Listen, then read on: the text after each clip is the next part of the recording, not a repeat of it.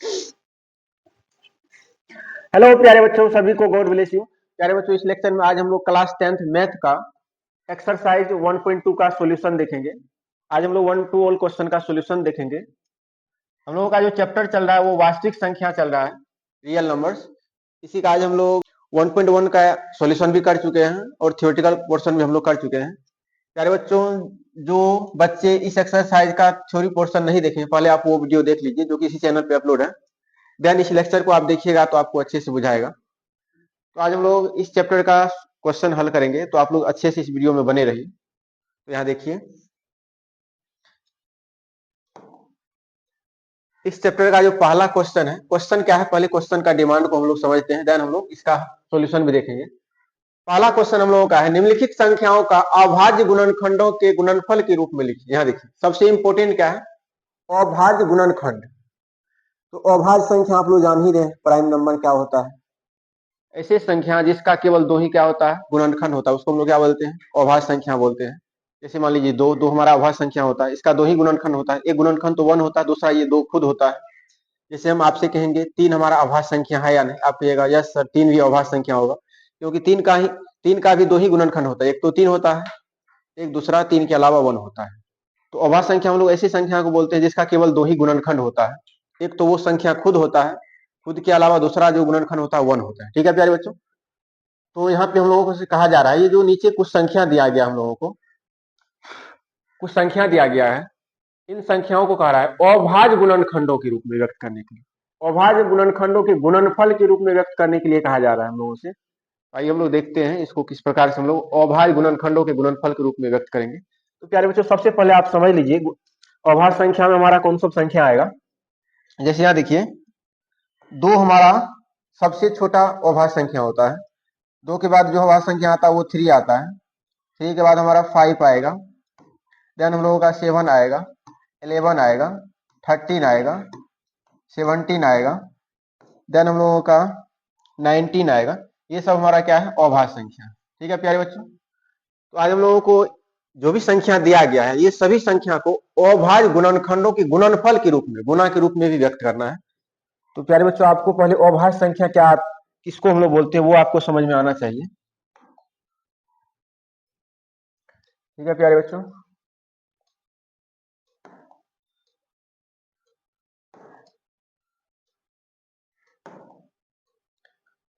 तो यहाँ देखिए आप लोग,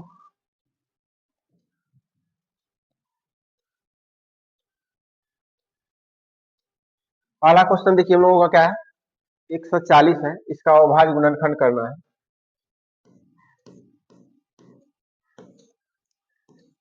यहाँ पे आप लोग बेसिक मेथड जानते हैं अभाज्य गुणनखंड करने के लिए। सबसे पहले हम लोग यहाँ पे किससे भाग देंगे, 2 से भाग देंगे, क्योंकि यहाँ पे जब भी इकाई स्थान पे या तो 0 हो या सम संख्या हो, तो ऐसी संख्या में क्या होता है, 2 से पूरा पूरा भाग जाता है। हम लोग 2 से लगाएंगे, यहाँ 7 मरतबा ये कट जाएगा, यहाँ 0 उतरेगा, फिर यहाँ पे हम लोगों का 2 से लग जाएगा, 35 मरतबा ये कटेगा। फिर यहाँ हम लोग 5 से लगाएंगे तो 7 टाइम्स जाएगा।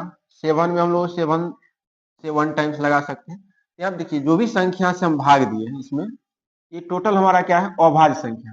कैसा संख्या है, ये सभी संख्या हमारा क्या है, अभाज्य संख्या है। तो यहाँ पे देखिए, हम लोगों को क्या करना है, अभाज्य संख्या के गुणनफल के रूप में भी लिखना है। कह रहा है निम्नलिखित संख्याओं को अभाज्य गुणनखंडों के गुणनफल के रूप में व्यक्त कीजिए।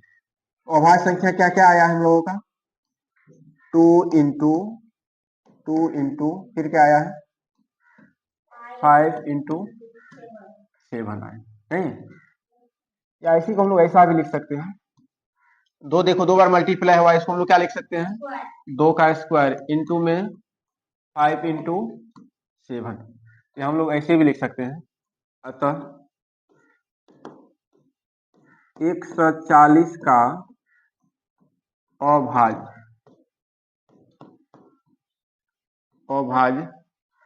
गुणनखंड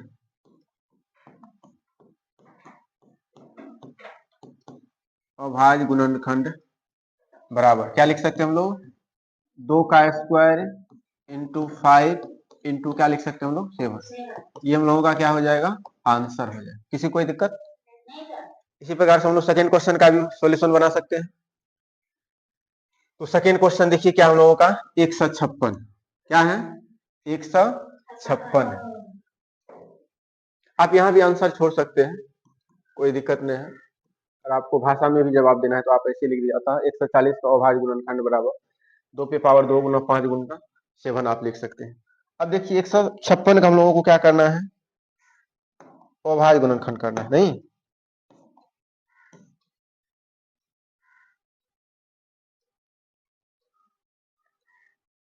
तो कहिएगा सर 156 का भी कीजिए। आज बताओ तो इसमें 2 से लगेगा फर्स्ट टाइम, लगेगा 2 से लगाएंगे ये 7 मरतबा, यहाँ पे 8 मरतबा लगाना पड़ेगा, 2 7 14 होगा और 2 8 16, फिर 2 से लगा दो क्योंकि सम संख्या आ रहा है, 2 तिया 6, एक बचेगा, 2 नुमा क्या होता है बाबू 18। फिर इसमें हम लोग किससे भाग दे सकते हैं, 3 से दे सकते हैं क्योंकि दोनों संख्या का जो 3 से भाग लगेगा, तो पूरा संख्या में भी 3 से भाग लगेगा, तो 3 एका 3, 3 तिया है 9 होता है। फिर 13 से ये 1 टाइम्स जाएगा, कोई दिक्कत। तो 156 का अभाज्य गुणनखंड हमारा क्या होगा, 2 गुना 2 गुना 3 गुना 13। इसी को हम लोग क्या लिख सकते हैं, इसी को हम लोग लिख सकते हैं 2 का स्क्वायर गुना 3 गुना 13। आप यहाँ भी आंसर छोड़ सकते हैं, यदि आपको भाषा में भी लिखने का इच्छा है तो आप क्या लिखिएगा, अतः 156 का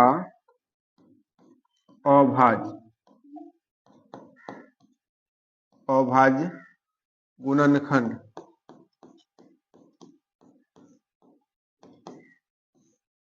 बराबर क्या होगा रे बाबू, 2 पे पावर 2 गुना 3 गुना 13, ये हम लोगों का क्या हो जाएगा आंसर। कोई आपत्ति, आगे बढ़े। नेक्स्ट देखिए हम लोगों का क्या है, नेक्स्ट जो है हम लोगों का वो क्या है 3825। इसका भी क्या करना है हम लोगों को, अभाज्य गुणनखंड करना है। 3825 सबसे पहले हम लोग किससे भाग देंगे, देखो तो 3 से इसमें भाग जाएगा। अच्छा हम लोग सम देख लेते हैं एक बार, 5 2 7 8 7 15 3 18, यानी कि पूरा पूरा संख्या, ये जो डिजिट है डिजिट को हम लोग ऐड करते हैं, डिजिट को ऐड करने जोड़ने के बाद यदि उसमें 3 से भाग जाता है तो पूरा का पूरा संख्या में भी 3 से भाग जाता है, कोई दिक्कत। तो 3 से भाग देंगे हम लोग तो 1 टाइम जाएगा इसमें, 3 दूनी 6 हो जाएगा, 2 बचेगा यहाँ पे 22, 3 7 21, एक बचेगा तो 15 हो जाएगा, 3 5 15। फिर से देखो 3 से भाग जाएगा, 7 5 12 हो गया, 12 2 14 1 15, 3 से पुनः भाग चला जाएगा, तो यहाँ पे क्या होगा रे बाबू, 3 चौका 12, 3 दूनी 6, 3 5 15। फिर से देखो 3 से तो भाग नहीं जाएगा, क्यों नहीं जाएगा, 5 2 7 4 11 हो रहा है, 11 में 3 से पूरा पूरा भाग नहीं, 5 से भाग दें, 5 से देंगे तो यहाँ पे 5 8 कितना हो जाएगा 40, 5 5 25 ना, कोई दिक्कत। फिर से देखो यहाँ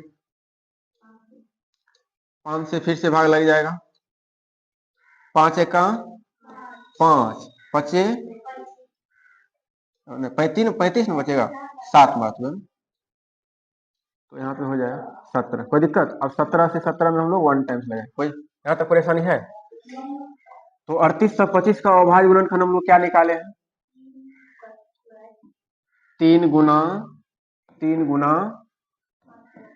5 गुना 5 गुना 17, इसी को हम लोग क्या लिख सकते हैं, 3 का स्क्वायर गुना 5 का स्क्वायर और गुना में 17। आप यहाँ भी आंसर छोड़ सकते हैं, भाषा में भी अगर आप लिखना चाहते हो तो आप लिख दीजिएगा, अतः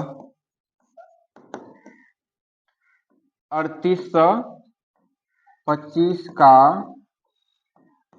अभाज्य गुणनखंड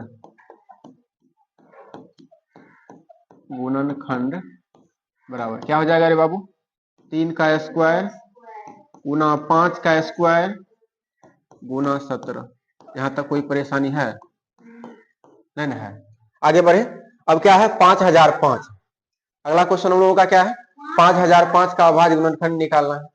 यहाँ देखिए कैसे हम लोग इसका अभाज्य गुणनखंड निकालते हैं।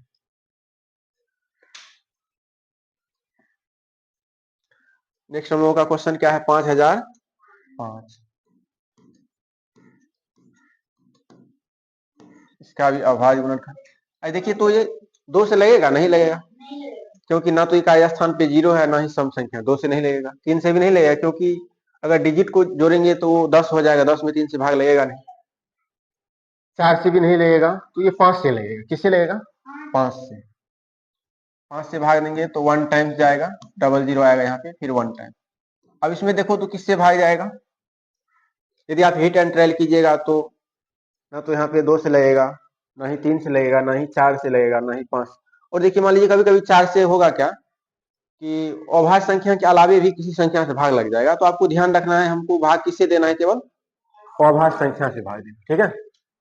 यहाँ पे 7 से लगेगा। किससे लगेगा? 7 से। आप हिट एंड ट्रायल कीजिएगा तो 7 से भाग लगता है इसमें।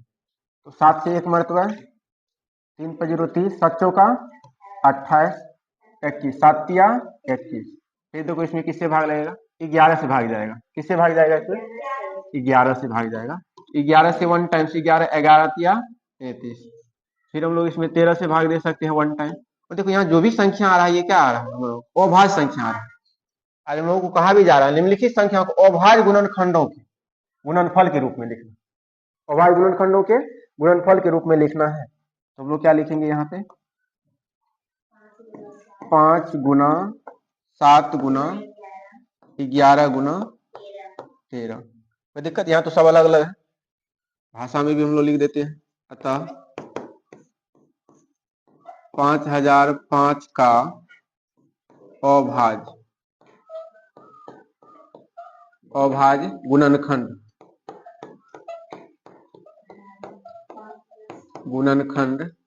बराबर क्या होगा रे बाबू? 5 गुना 7 गुना 11 गुना 13। और यही हम लोगों का क्या हो जाएगा? आंसर। किसी को कोई परेशानी ना हो। चलिए, अब लास्ट क्वेश्चन हम लोगों का क्या है? 7429। नहीं, इसका हम लोगों को क्या निकालना है?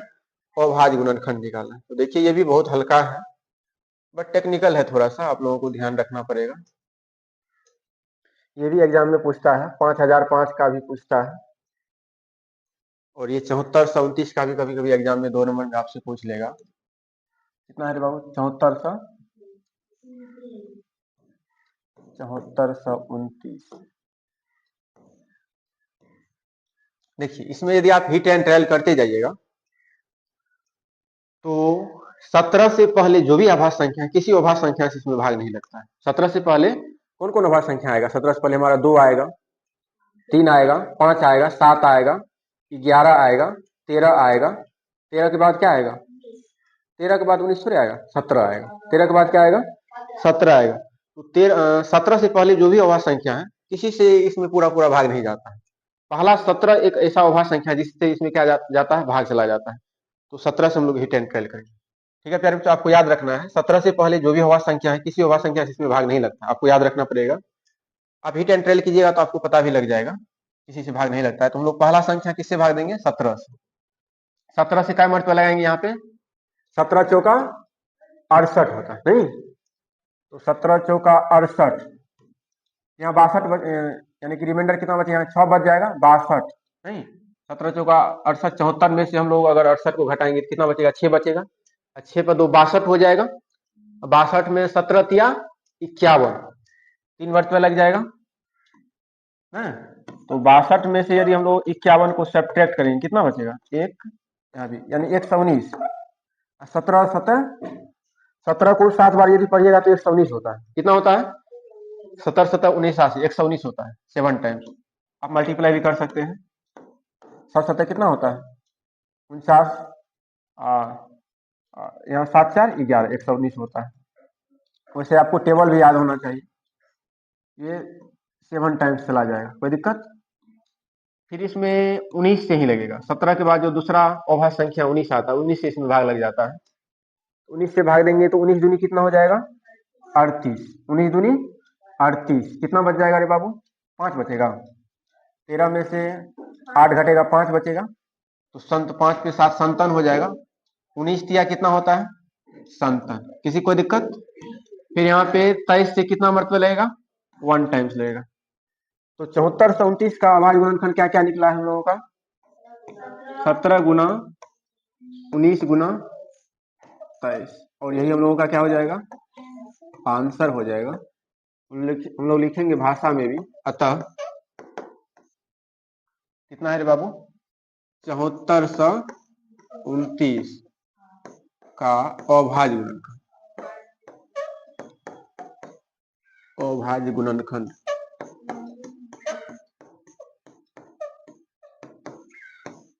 जो कि क्या आया है? 17 इंटू 19 यानी 19 इंटू 23। और जो भी संख्या हम लोग लिख रहे हैं सब देखिए अभाज्य संख्या है। 17 भी अभाज्य संख्या, 19 भी अभाज्य संख्या है, 23 भी अभाज्य संख्या, और इसके गुणनफल के रूप में भी लिखना है। क्या कहा गया? गुणनफल मतलब गुणा के रूप में आपको लिखना, प्रोडक्ट के रूप में लिखना है।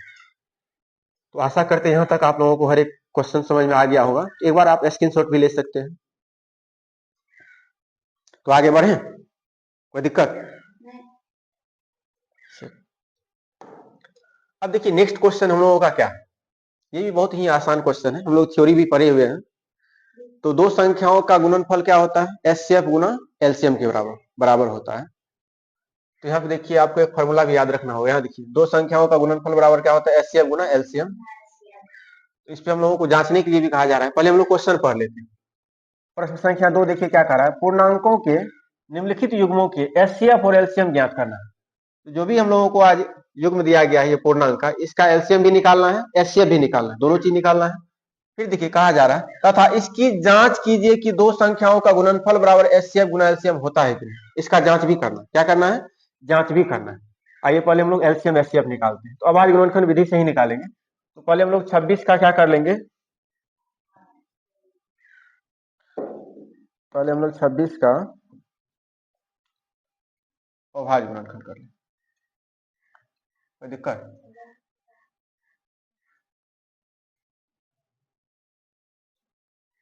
दिखाई दे रहा है ना आप लोगों को? देखिए कहा जा रहा है पूर्णांकों के निम्नलिखित युग्मों के एचसीएफ और एलसीएम ज्ञात कीजिए तथा इसकी क्या करना हम लोगों को?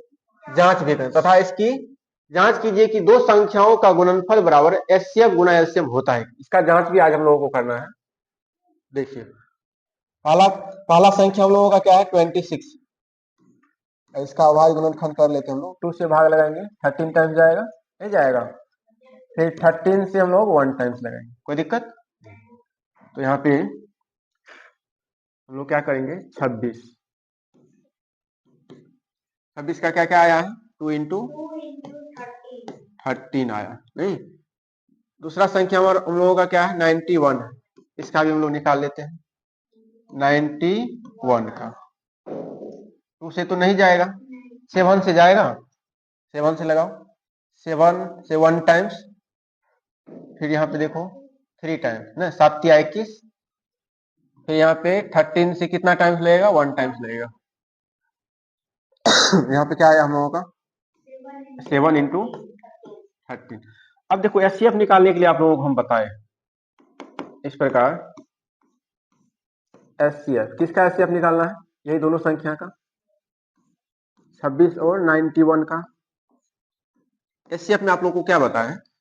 देखिए 26 का जो भी अभाज्य गुणनखंड होगा और 91 का जो भी अभाज्य गुणनखंड होगा, ये दोनों समूह में देखेंगे पहले कॉमन क्या क्या क्या देखेंगे हम लोग। सबसे पहले दोनों समूह में कौन कौन अभाज्य संख्या ऐसा है जो कि कॉमन दिख रहा है, पहले हम लोग उसको छांट लेते हैं। आज देखिए कॉमन एक ही अभाज्य संख्या दिख रहा है, 13 एक ऐसा अभाज्य संख्या है जो दोनों में है, नहीं।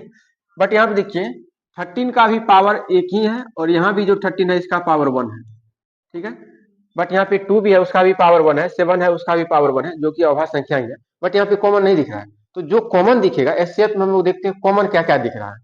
तो जो कॉमन दिखता है, जैसे आज 13 कॉमन दिख रहा है, 13 इसमें भी है, 13 इसमें भी है, और दोनों में जो मिनिमम घात होगा, दोनों में इसका भी समूह में देख लेंगे। 13 पे मैक्सिमम या मिनिमम घात, मैक्सिमम घात कितना है, इस पे भी हम लोग देख लेंगे मिनिमम या मैक्सिमम घात कितना है, ठीक है। तो जो दोनों में मिनिमम घात होगा, कम घात को हम लोग लिखते हैं। कौन सा घात लिखते हैं? कम घात को, यानी कि छोटी घात को हम लोग एचसीएफ में लिखते हैं।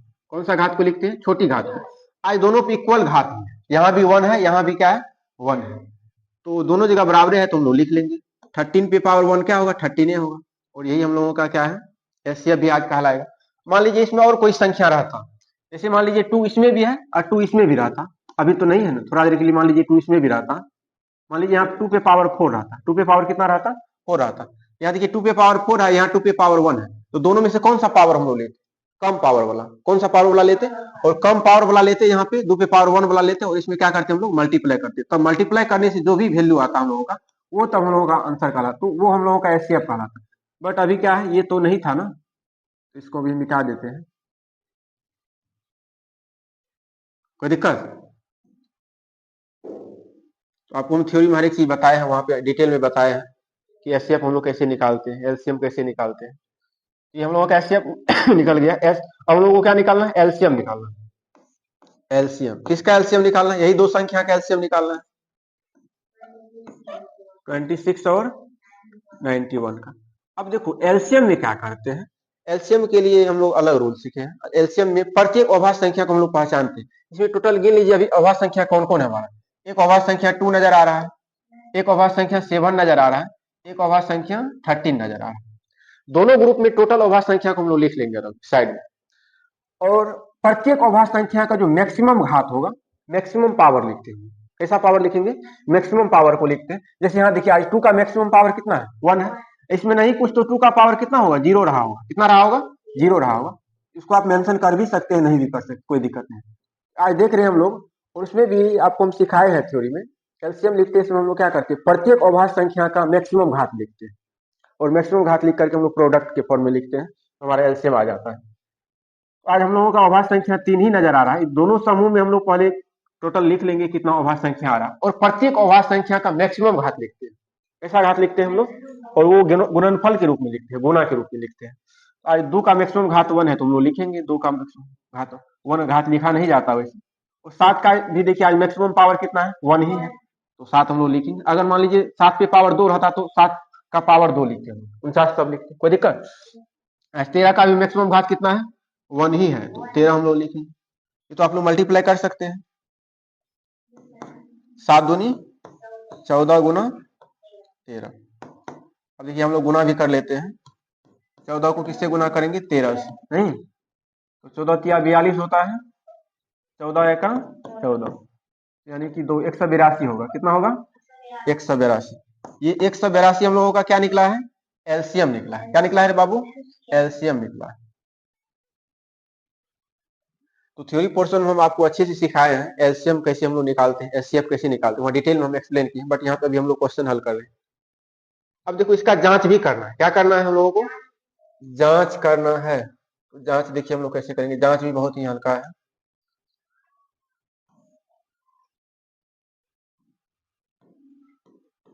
अब हम लोग क्या करेंगे इसका जांच, नहीं जांच में हम लोग क्या जानते हैं, एलसीएम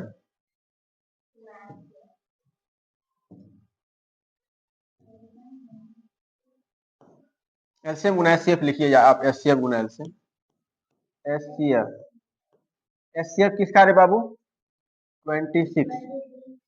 26 और 91 का गुना एलसीएम,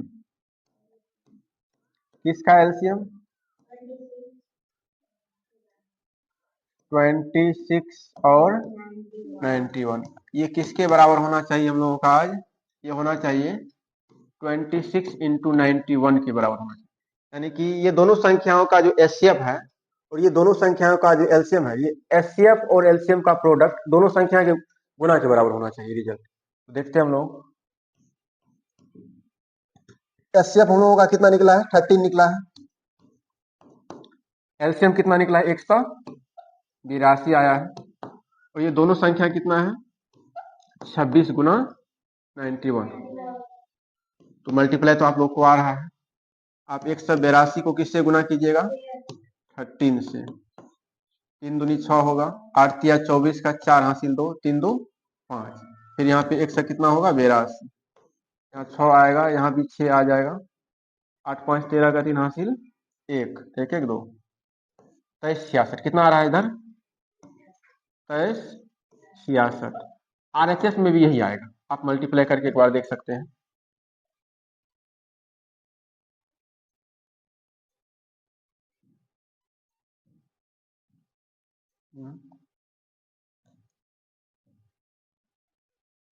यहाँ क्या था हम लोगों का, 7 था, 27 इंटू, हाँ 13, ठीक है।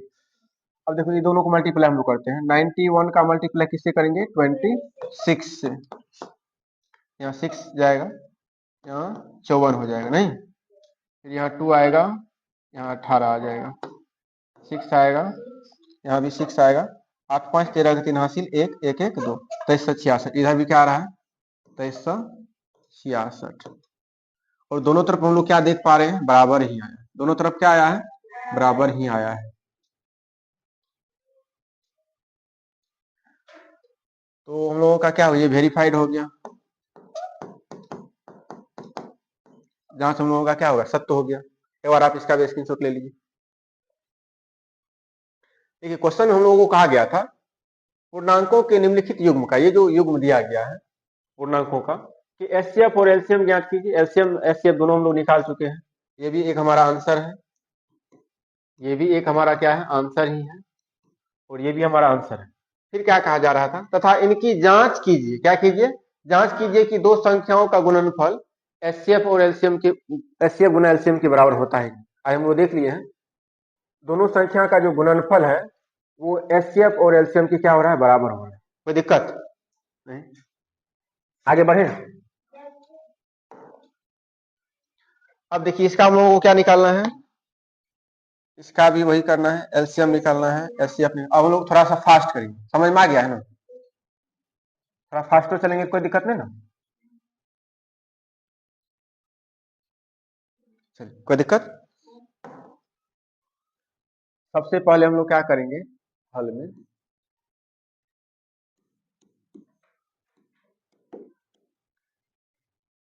510 का हम लोग क्या करना है, अभाज्य गुणनखंड लिखना है, और 92 का भी क्या लिखना है, अभाज्य गुणनखंड।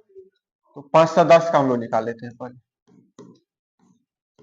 2 से 2 भाग, 2 दूनी 4, 2 पंच, फिर 2 पंच, फिर देखो 2 से तो नहीं लगेगा, 3 से लगेगा, लग जाएगा, 5 5 10 2 बार 3 से लगेगा, तो 3 8 24, 3 5 15, 3 से लगेगा, नहीं लगेगा। अब 5 से लगाओ, 5 1 5, 5 7 17 50 85 होता है। अब 17 से कितना टाइम्स, 1 टाइम, तो 5 से 10 का क्या क्या आया है, 2 गुना 3 गुना 5 गुना 17 आया। अब 92 का भी निकाल लेते हैं हम लोग, देखो 2 से 2 चौका 8, 2 छाके 12, फिर 2 से लगाओ, 2 दूनी 4, 2 तिया 6, फिर 23 से कितना मरतबा लगेगा, 1 टाइम, कोई दिक्कत। यहाँ पे हम लोगों का क्या क्या आया है, 2 गुना 2 गुना 5 कहाँ है, 23 है ना, कोई दिक्कत। अब देखो इसी चीज को हम लोग ऐसा भी लिख सकते हैं, 2 का स्क्वायर, नहीं, गुना में 23। पहले हम लोगों को क्या लिखना है, एचसीएफ लिखना है, एचसीएफ किसका एचसीएफ निकालना है, 510 और 92 का। अब देखो एचसीएफ में हम लोग क्या करते हैं, प्रत्येक अभाज्य संख्या जो उभयनिष्ठ है, उभयनिष्ठ में देखिए क्या क्या है आज हम लोगों का, आइए देखो पहला अभाज्य संख्या क्या हम लोगों का, 2, 2 इसमें भी है और 2 इसमें भी नजर आ रहा है, नहीं नजर आ रहा है, देखिए 2 इसमें भी हम लोगों को दिख रहा है, 2 इसमें भी नजर आ रहा है ना। इसके अलावा देखिए कोई कॉमन है दोनों में, नहीं है, यहाँ 23 है, यहाँ 23 है ही नहीं, यहाँ 3 है तो इसमें 3 नहीं है, 5 है यहाँ 5 नहीं है, 17 इसमें है, इसमें नहीं, तो 2 ही एक ऐसा संख्या है जो कि दोनों में नजर आ रहा है। अब यहाँ पे देखो दोनों में से मैक्सिमम घात कितना है, 2 है, यहाँ पे क्या है, मिनिमम घात कितना है, 1 है। तो एचसीएफ में मैक्सिमम घात लिखते हैं कि मिनिमम, मिनिमम घात लिखते हैं, कम घात लिखते हैं, ठीक है। तो यहाँ पे मिनिमम घात हमारा 1 है, तो यहाँ पे 2 पे पावर 1 यानी कि 2 ही लिखा है, कोई दिक्कत। एचसीएफ हम लोगों का 2 निकला है। अब हम लोग क्या निकालेंगे, एलसीएम, किसका एलसीएम, 510 और 92 का, नहीं तो एलसीएम में हम लोग क्या करते हैं, प्रत्येक अभाज्य संख्या का मैक्सिमम घात लिखते हैं, टोटल अभाज्य संख्या का। यहाँ हम लोग उभयनिष्ठ नहीं देखेंगे, क्या नहीं देखते हैं, एलसीएम निकालते समय हम लोग ये नहीं देखते हैं कि दोनों में है या नहीं, एचसीएफ में हम लोग देखते हैं दोनों में है कि, बट एलसीएम में हम लोग देखते हैं टोटल अभाज्य संख्या के, जितना भी अभाज्य संख्या रहेगा दोनों समूह में प्रत्येक अभाज्य संख्या का मैक्सिमम घात लिखते। अब कहेगा सर प्रत्येक अभाज्य संख्या का मतलब क्या हुआ, पहले वो बताइए, पहले दोनों ग्रुप में जितना अभाज्य संख्या वो लिखो, दो उसमें भी है इसमें भी लिख दिया, तीन इसमें नहीं है इसमें है, तो ये लिखना पड़ेगा। प्रत्येक अभाज्य संख्या का बात करें, जो भी अभाज्य संख्या दोनों ग्रुप में आया टोटल लिखना पड़ेगा। अब देखो 5 भी है अभाज्य संख्या, 17 भी है और 23 भी है, जितना अभाज्य संख्या रहेगा दोनों ग्रुप मिला करके हम लोगों के लिखे। अब कहेगा सर दो यहाँ पे तो दो गो था, यहाँ पे एक गो था, आप एक बार लिखें, एक बार लिखना है, जो रिपीट हो रहा है उसको बार बार नहीं लिखिए। मान लो 5 इसमें भी है इसमें भी रहा था, आप एक बार लिखते, दो बार नहीं लिखते, कोई दिक्कत। तो हम लोगों को कै गो अभाज्य संख्या मिल रहा है, 5 गो टोटल, कितना मिला है 5 गो। अब यहाँ पे कहा जा रहा है प्रत्येक एलसीएम जब भी हम लोग लिखते हैं तो दोनों समूह में से प्रत्येक अभाज्य संख्या का मैक्सिमम घात लिखते हैं, तो जो बड़ा घात होता है वो लिखते हैं। अब देखो यहाँ 2 का घात यहाँ 2 है, 2 का घात यहाँ 1 है, 2 घात वाला लिखेंगे कि 1 घात वाला, 2 घात वाला लिखेंगे, क्योंकि बड़ा घात वाला लिखाता है एलसीएम में। तो यहाँ पे हम लोग क्या लिखेंगे, 2 पे पावर 2 गुना। अब देखो तो 3 का मैक्सिमम घात कितना है, 1 है, 3 इसमें है ही नहीं, यहाँ पे 3 हम लोग लिखेंगे। 5 का मैक्सिमम घात यहाँ पे कितना है 1 है, इसमें 5 है ही नहीं, ये लिखाएगा, ये 5 है। फिर देखो यहाँ पे 17 इसी ठो में है, 17 का मैक्सिमम घात 1 है, तो इसमें न है तो कुछ 17 पे पावर हम लोग 0 डाल सकते हैं ना, नहीं डाल सकते हैं। तो यहाँ 17 का पावर 1 है, गुना में 23 इस ठो में है, मैक्सिमम घात 1 है। गुना करने के लिए आप लोग को आता है, 2 दूनी 4 गुना 3 गुना 5 या 15 लिख देंगे इसको, अब 15 चौका 5 या 15 चौका 60, 60 गुना 17 गुना 23। पहले हम लोग ये दोनों गुना कर लेते हैं, किसको किसको गुना कर लेते हैं, 23 का गुना किससे करेंगे हम लोग, 17, 7 या 21, 2 बचा, 7 दूनी 14 2 16, 23 का 23, कोई दिक्कत, 1 6 3 9 2 1 391। अब 391 का गुना किससे करना है, 60 से करना है, 300 गुना किससे करना है 60 से, तो यहाँ 0 0 0 हो जाएगा, नहीं होगा 0 0 0, फिर तो यहाँ पे कितना आएगा 6 आ जाएगा, ना छा के 54, कितना बचा कैरी 5 बच गया, 54 में 5 ना बचा हासिल। फिर देखो 3 छा का 18, 18 5 कितना 23 होता है, 18 5 23, यहाँ पे 0 आ गया, यहाँ 6 आ जाएगा, यहाँ पे 4 आ जाएगा 23, यानी 23 460 ना, 23 460, ये हम लोगों का क्या निकल गया, एलसीएम निकल गया। क्या निकल गया है, और ये हम लोगों का क्या था, एचसीएफ था। अब इसका जांच भी करना है, क्या करना है हम लोगों को, जांच भी करना है।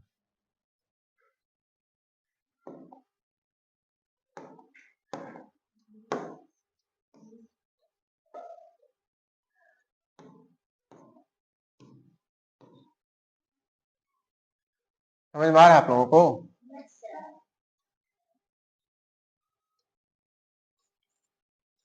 चलिए अब लोग इसका जांच भी कर लेते हैं।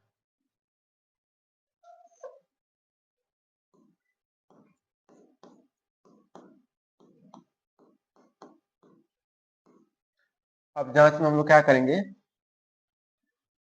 एचसीएफ, किसका एचसीएफ रे बाबू, एचसीएफ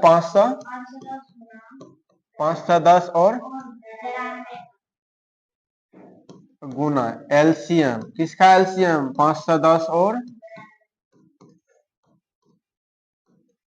किसके बराबर होना चाहिए, 510 गुना 92 के बराबर होना चाहिए, नहीं होना चाहिए। अच्छा बताओ इसका एलसीएम कितना है, एचसीएफ कितना आया है, एचसीएफ 2 आया है, कितना आया है 2 आया है, एलसीएम कितना आया है 23 460 ना, 23 460 बराबर, इधर कितना है 510 गुना गुना आता है आप लोगों को? यार कोई से दो से गुना करो तो 0 गुना 2 तो क्या हो जाएगा? 0 ही हो जाएगा।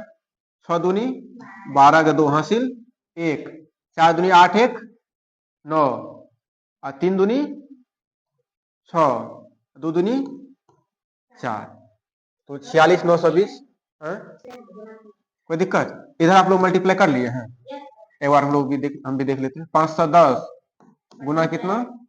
92। यहाँ देखो 0 आ जाएगा, यहाँ 2 आ जाएगा, 5 दूनी 10 हो जाएगा, यहाँ 0 आ जाएगा, यहाँ 9 आ जाएगा, 9 50 45। यहाँ देखो 0 आ गया, 2 आ गया, 9 आ गया, 6 आ जाएगा। तो दोनों तरफ हम लोग क्या देख पा रहे हैं? बराबरे है।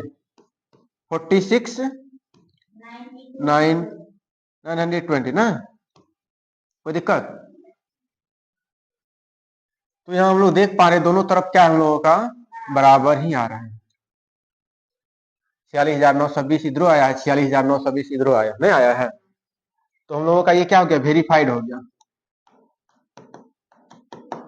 जांच हम लोगों का क्या हो गया है? वेरीफाइड हो गया है। एक बार आप स्क्रीनशॉट यदि लेना चाहते हैं तो आप ले लीजिए, एक बार स्क्रीनशॉट ले लीजिए। आगे बढ़े हम लोग? कोई दिक्कत? अब नेक्स्ट क्या हम लोगों का? 336 और 54 का। अब थोड़ा और फास्ट करें।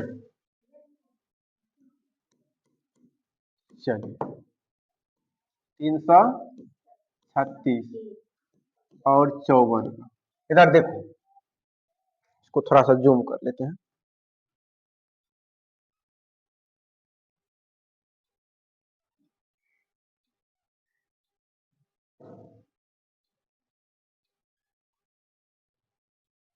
तो यहाँ देखो 336 ना और 54, हम लोग 336 का क्या करेंगे? पहले अभाज्य गुणनखंड निकालेंगे। क्या निकालेंगे? अभाज्य गुणनखंड। पहले 2 से लग जाएगा, क्योंकि इकाई स्थान पे सम संख्या है। 2 से लगाओ, 1 टाइम्स यहाँ 13, 2 छाके 12, 2 8 16, फिर 2 से लगेगा, 2 8 16, 2 चौका 8, फिर लगेगा 2 चौका 8, 2 दूनी 4, फिर से लग जाएगा 2 दूनी 4, 2 का 2, 3 से लगेगा, 3 7 7 7 10। कोई दिक्कत? क्या आया है रे बाबू? 2 कै बार आया है? 4 बार। 3 1 टाइम्स आया है, 3 एक बार आया है, 7 भी 1 टाइम्स आया है, एक बार आया। इसी को हम लोग क्या लिख सकते हैं? 2 का पावर 4 इंटू 3 इंटू 7। हम लोग 54 का निकाल लें अभाज्य गुणनखंड। 2 से लगाएंगे, 2 दूनी 4 और 2 7 14, 3 से लगा दो, 3 नमो, फिर 3 से लगा दो, 3 तिया 9, फिर 3 से 1 टाइम। इसका क्या आ जाएगा? 2 भी है ना, तो 2 इंटू 3 इंटू 3 इंटू 3, कोई दिक्कत? बराबर 2 इंटू हम लोग क्या लिख सकते हैं? 3 का पावर 3, 3 का स्क्वायर 3 नहीं बोलना है, 3 पे पावर 3 ना हो जाएगा, 3 बार मल्टीप्लाई है ना। कोई दिक्कत? तो इसका हम लोगों को क्या लिखना है? एचसीएफ। इस प्रकार एचसीएफ, किसका एचसीएफ रे बाबू? 336 और 54 का एचसीएफ कितना निकलेगा हम लोग देख लो। अच्छा देखो कॉमन पहले देख लो, दोनों कौन कौन है। 2 भी कॉमन दोनों में नजर आ रहा है? नहीं नजर आ रहा है। 3 भी कॉमन नजर आ रहा है। देखो 2 पे पावर यहाँ 4 है, 2 पे पावर 1 है, कौन पावर लिखाएगा? कम पावर। एचसीएफ में कम पावर हम लोग लिखते हैं, जो वाइनिस्ट है उसका कम घात वाला लिखते हैं, उसमें भी गुना के रूप में लिखते हैं यहाँ पे। तो 2 पे पावर यहाँ पे 1 लिखाएगा गुना। 3 भी कॉमन दिख रहा है ना, दोनों वाइनिस्ट दिख रहा है 3 भी। तो 3 पे पावर यहाँ 3 है, यहाँ 1 है, कौन लिखाएगा? 1 वाला। तो यहाँ पे 3 दूनी कितना हो जाएगा? 6 हमारा आंसर हो जाएगा। ये हमारा एचसीएफ कहलाएगा। क्या कहलाएगा? एचसीएफ।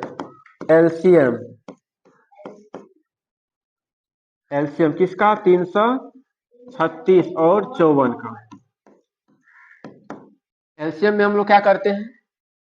प्रत्येक अभाज्य संख्या का मैक्सिमम घात लिखते हैं। यहाँ कॉमन हम लोग नहीं देखते हैं, ये नहीं देखते हैं दोनों में है क्या नहीं, ये नहीं ध्यान रखते हम लोग। पहले गिन लो टोटल अभाज्य संख्या कौन कौन है। एगो तो 2 नजर आ रहा है, एगो 3 नजर आ रहा है, एगो 7 नजर, और है इसके अलावा कोई? 2 भी है, 3 7, इसमें 2 3 है, तो दोनों 2 3 तो लिखा ही गया। अच्छा, 2 का मैक्सिमम घात देखो कितना है, 4 है। 2 का मैक्सिमम घात कितना है, 4। 3 का मैक्सिमम घात देखो कितना है, 3। 3 का मैक्सिमम पावर कितना है, 3 है। और 7 का मैक्सिमम घात 1 कितना है, 1। तो 7 का मैक्सिमम घात हम लोग लिखे, ये 16 हो जाएगा ना। 16 गुना 27 गुना 7, 16 गुना 7 112 होता है बाबू, होता है ना। केवल बात है ना, 16 को अगर हम लोग 7 टाइम्स पढ़ेंगे तो कितना होगा, 112 होता है। 16 से बालू तर से होता है ना 112, गुना में 27, गुना आता है आप लोग को। 112 का गुना आप किससे कीजिएगा, 27 से। 7 दूनी 14 का 4 हासिल 1, 7 1, यहाँ फिर क्या हो जाएगा, 7 2 दूनी 4, 2 2 4 8 4 12 का 2 हासिल 1, 7 2 9 1 10 का 0 हासिल 1 2 1 3, कितना आया 3024। कोई दिक्कत? ये हम लोगों का क्या निकला है, ये क्या निकला है बाबू, ये हम लोगों का एलसीएम निकला है।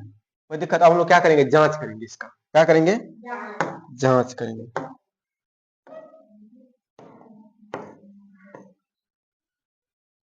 हम लोग इसका जांच कर लेते हैं।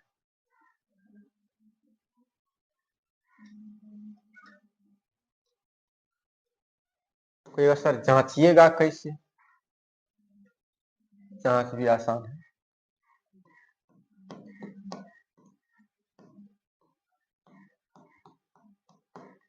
अब देखो जांच में हम लोग क्या करेंगे,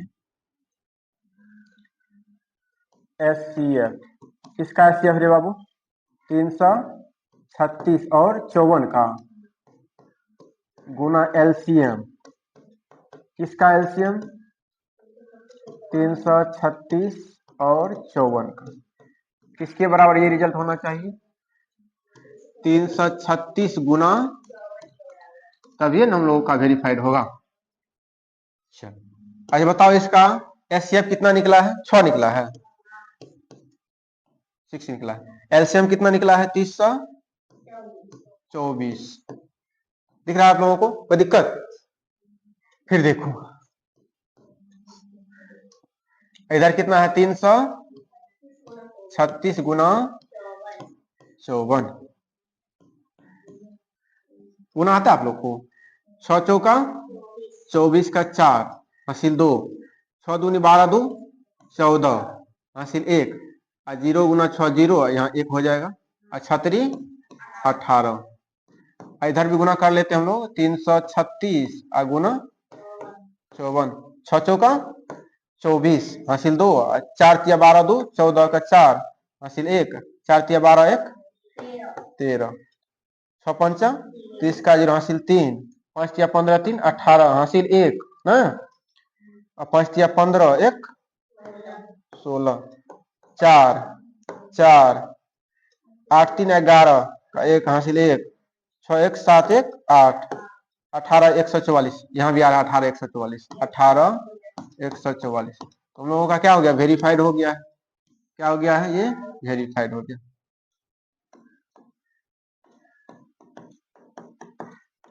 वेरीफाइड। कोई आपत्ति यहां तक?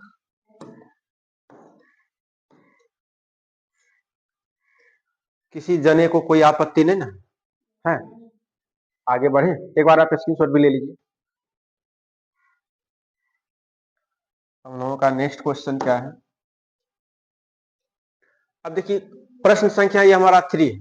अभाज्य गुणनखंड विधि द्वारा निम्नलिखित पूर्णांकों का एलसीएम और एचसीएफ ज्ञात करना है। किस विधि द्वारा, अभाज्य गुणन, जो अभी हम लोग विधि पढ़ रहे हैं इसी के द्वारा निकालना है। अभी तक हम लोग जो विधि अपना रहे हैं उसमें थोड़ा जूम आउट कर देते हैं।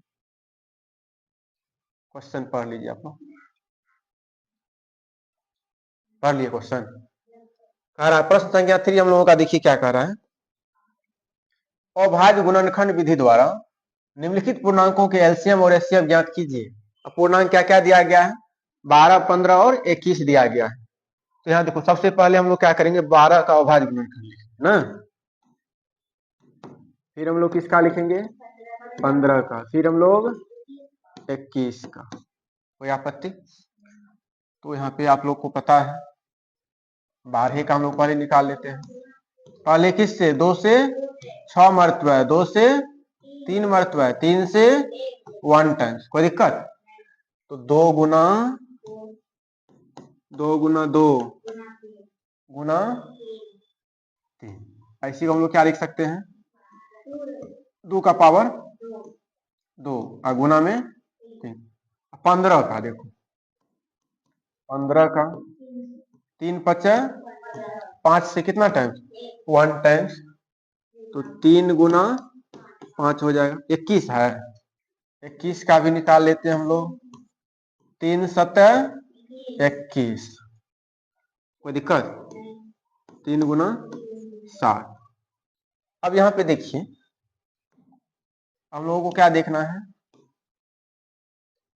में एचसीएफ और एलसीएम दोनों ने पूछा गया है ना। इस प्रकार हम लोगों का एचसीएफ,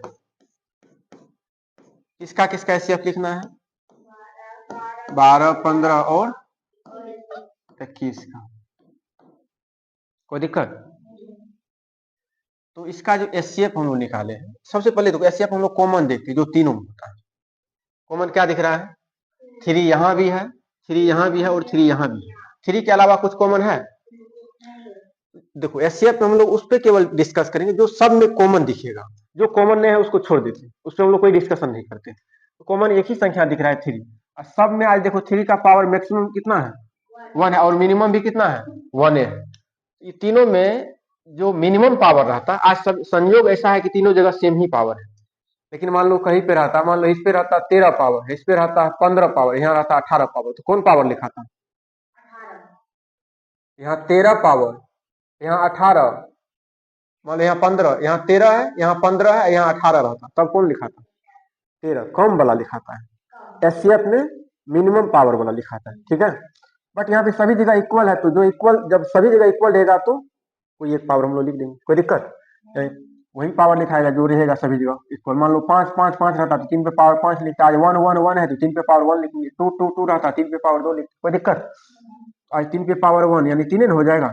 ये हम लोगों का क्या हो गया, ये हम लोगों का एचसीएफ निकला। अब हम लोग क्या निकालेंगे, एलसीएम। किसका एलसीएम रे बाबू, 12, 15 और इसका एलसीएम। एलसीएम में हम लोग क्या करते हैं, प्रत्येक अभाज्य संख्या का मैक्सिमम घात लिखते हैं। क्या लिखते हैं हम लोग, प्रत्येक अभाज्य संख्या का मैक्सिमम घात लिखते हैं। तो प्रत्येक अभाज्य संख्या पहले हम लोग खोज लेते हैं अभाज्य संख्या यहाँ है क्या क्या।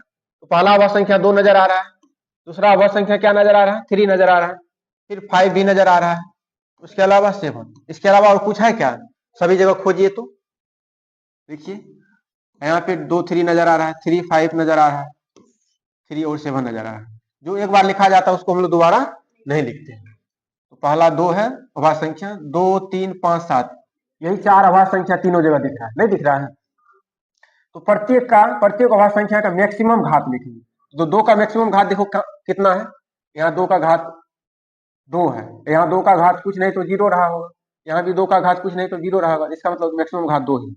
2 का घात 2 लिखेंगे, और गुना 3 का मैक्सिमम घात देखिए कितना है, आज 3 का सभी जगह मैक्सिमम घात 1 है, तो 3 का घात हम लोग क्या लिखेंगे, 1 लिखेंगे।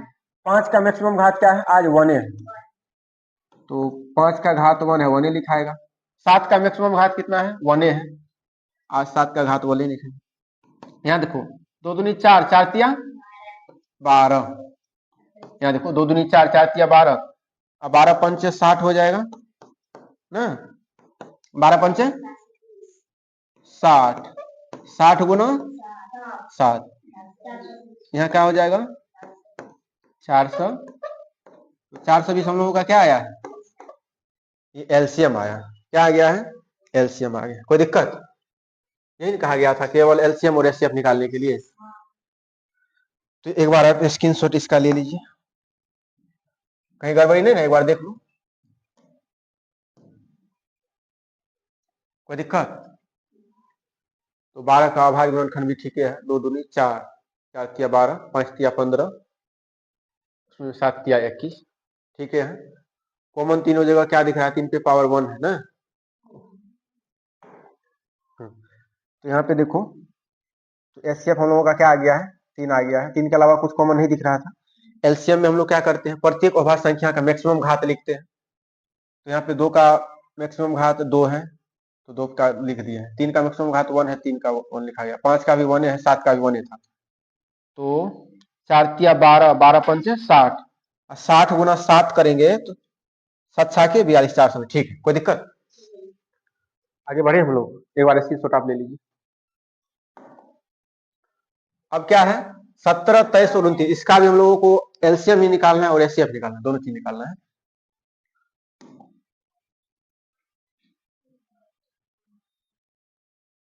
कोई दिक्कत नहीं ना, आगे बढ़े।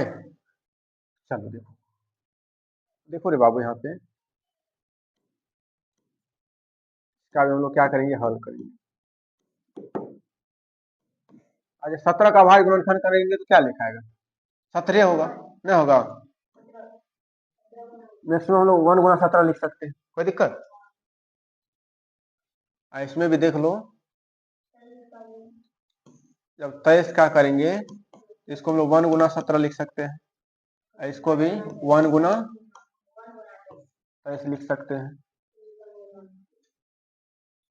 कोई दिक्कत। यहाँ पे क्या है, 29 है, 1 गुना हम लोग क्या लिखेंगे, 29 लिख सकते हैं। तो अभाज्य गुणनखंड भी इसका यही होगा ना। तो यहाँ देखो, जबकि एक हमारा अभाज्य संख्या नहीं ना है, एक अभाज्य संख्या है, तो अभाज्य संख्या नहीं है, लेकिन यहाँ पे हम लोगों को एक चीज दिख रहा है, क्या दिख रहा है पता है,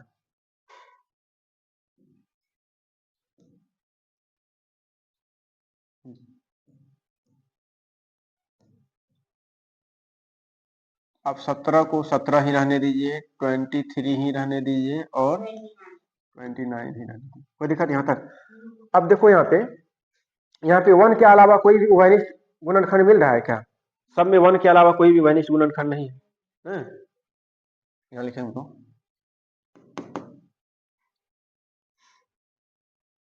यहाँ 1 के अलावा कोई उभयनिष्ठ गुणनखंड नहीं है, 1 के अलावा कोई उभयनिष्ठ गुणनखंड नहीं है। देयरफॉर इस प्रकार एचसीएफ, किसका एचसीएफ रे बाबू, 17, 23 और 29, कितना हो जाएगा एचसीएफ हम लोगों का, 1 हो जाएगा। 1 के अलावा कोई भी उभयनिष्ठ गुणनखंड यहाँ पे नहीं था, इसीलिए हम लोगों का एचसीएफ भी क्या हो जाएगा, 1 ही हो जाएगा, कोई दिक्कत, क्योंकि अभाज्य गुणनखंड विधि से हम लोगों को बनाना था। अब अगला क्वेश्चन देखिए, क्या ये समझ में आ गया ना, यहाँ पे 1 के अलावा कोई उभयनिष्ठ गुणनखंड नहीं है, इसीलिए एचसीएफ हम लोगों का क्या हो जाएगा, 1 हो जाएगा, कोई दिक्कत, क्योंकि तीनों में जो कॉमन रहता है उसी को हम लोग लिखते हैं, इसमें 1 गुना कीजिए या ना कीजिए कोई फर्क नहीं पड़ता, रहेगा फिर भी वही रहेगा हमारा। आगे बढ़े। अब देखिए, इसका भी हम लोगों को क्या निकालना है, एचसीएफ और एलसीएम निकालना।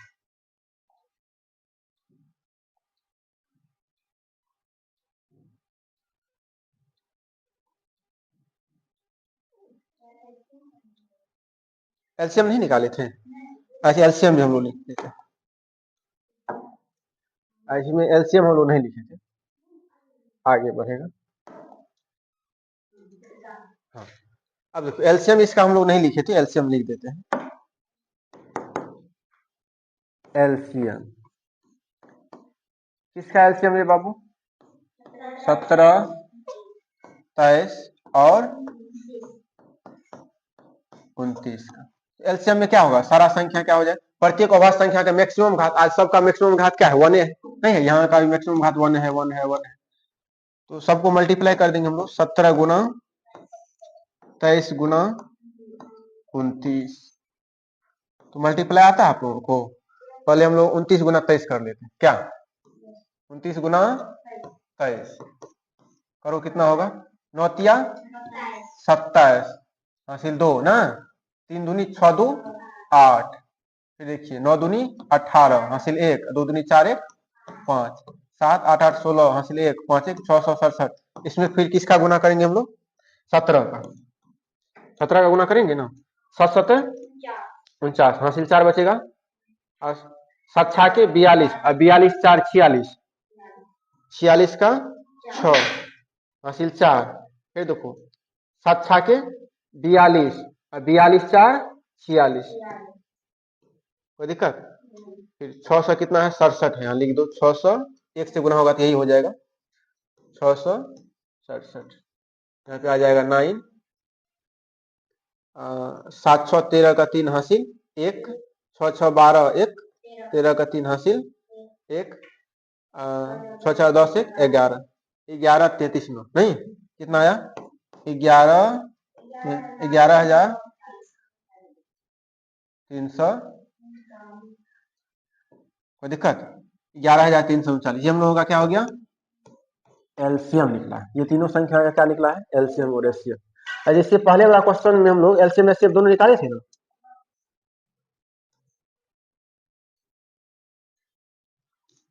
चलिए एक बार आप लोग स्क्रीनशॉट ले लीजिए। कोई दिक्कत? तो आगे देखो, इसका भी हम लोग क्या करेंगे, अब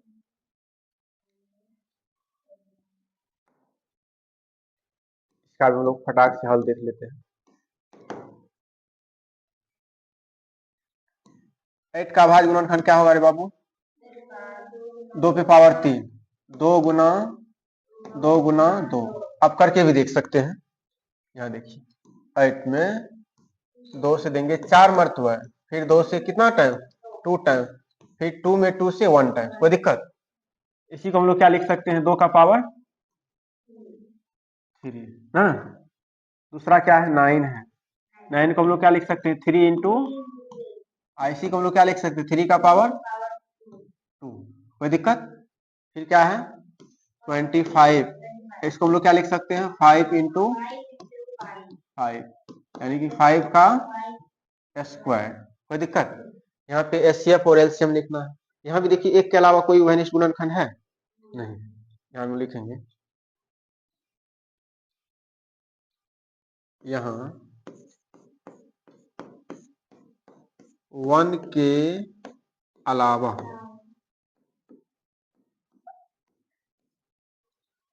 कोई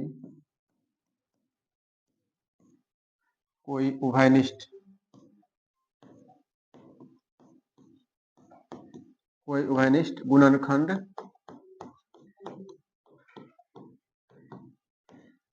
नहीं है ना। इस प्रकार एचसीएफ, किसका एचसीएफ रे बाबू? एचसीएफ ऑफ 8 9 और 25 कितना आएगा? 1 आएगा। जो कॉमन रहता है वही ना एचसीएफ आता है। यहाँ 1 के अलावा कोई उभयनिष्ठ गुणनखंड नहीं है, इसीलिए एचसीएफ हमारा क्या हो जाएगा? 1, जो उभयनिष्ठ, क्योंकि इसका मतलब 1 8 उभयनिष्ठ है, तीनों में 1 ही कॉमन आ रहा है, 1 के अलावा कोई नहीं, इसीलिए एचसीएफ हमारा क्या हो जाएगा? 1 कहलाएगा। ये हमारा आंसर होगा। फिर एलसीएम लिखेंगे। एलसीएम, किसका एलसीएम? और 25 ना, सबको मल्टीप्लाई कर दो। प्रत्येक अभाज्य संख्या का मैक्सिमम घात लिखते हैं ना।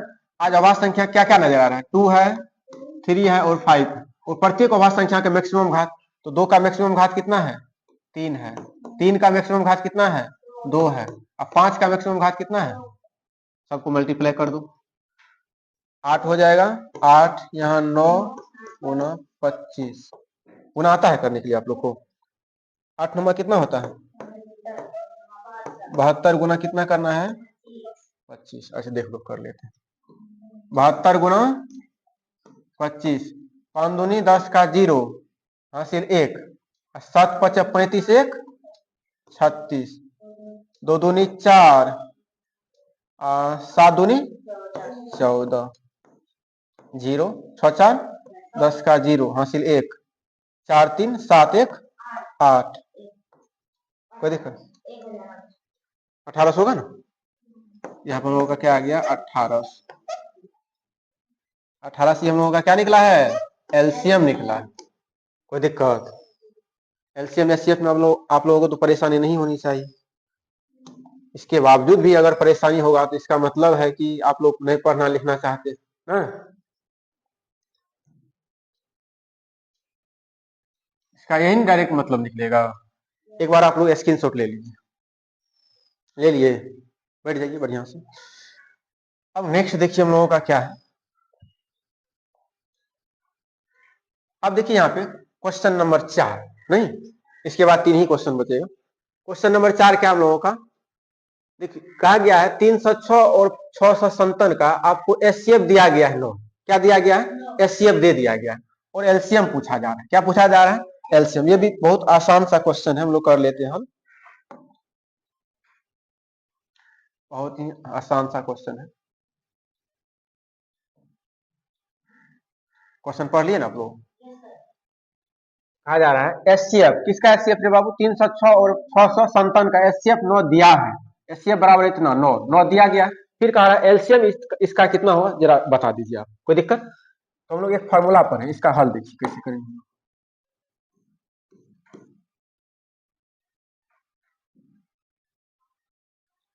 हल देखिए बहुत ही हल्का सा सवाल है।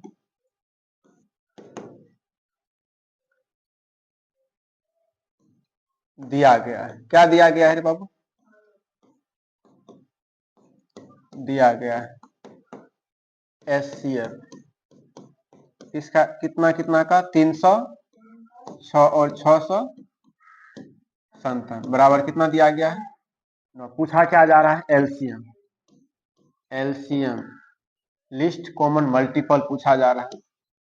इसका 306 और 657 का है कितना बराबर 1। ये हमको निकालना है, हम लोग जानते हैं।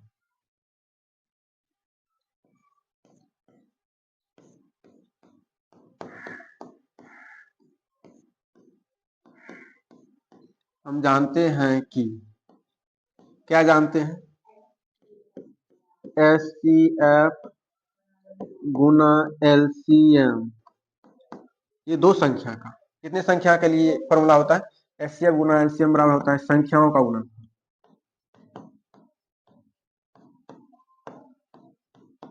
संख्याओं का गुणनफल। ये केवल दो संख्या के लिए ही हम लोग अप्लाई करेंगे, समझ गए ना। तो एचसीएफ गुना एलसीएम बराबर संख्याओं का क्या होता है गुणनफल, ये फॉर्मूला होता है। तो एचसीएफ किसका है बाबू एचसीएफ 306 और 657 गुना एलसीएम किसका एलसीएम 306 और 600। संख्या तो यही दोनों है हम लोगों का, संख्या तो यही दोनों है 306 गुना 657। तो हम लोगों को क्या निकालना है आज, आज इसमें से निकालना क्या है एलसीएम निकालना है। देयरफॉर इस प्रकार एलसीएम किसका एलसीएम 306 657 का क्या होगा। अब देखो यहाँ पे इसका वैल्यू हम लोगों को निकालना, ये गुणन है उधर जाएगा तो क्या चला जाएगा भाग में चला जाएगा, नहीं भाग में चला जाएगा तो भाग में जाएगा। तो 306 गुना 657 ये 7 भागा में एचसीएफ किसका एचसीएफ 306 और 600। अब इधर देखो बराबर तो 306 गुना 657। अरे देखो तो इसका तो एचसीएफ दिया गया है ना, कितना दिया गया है 9 दिया गया है।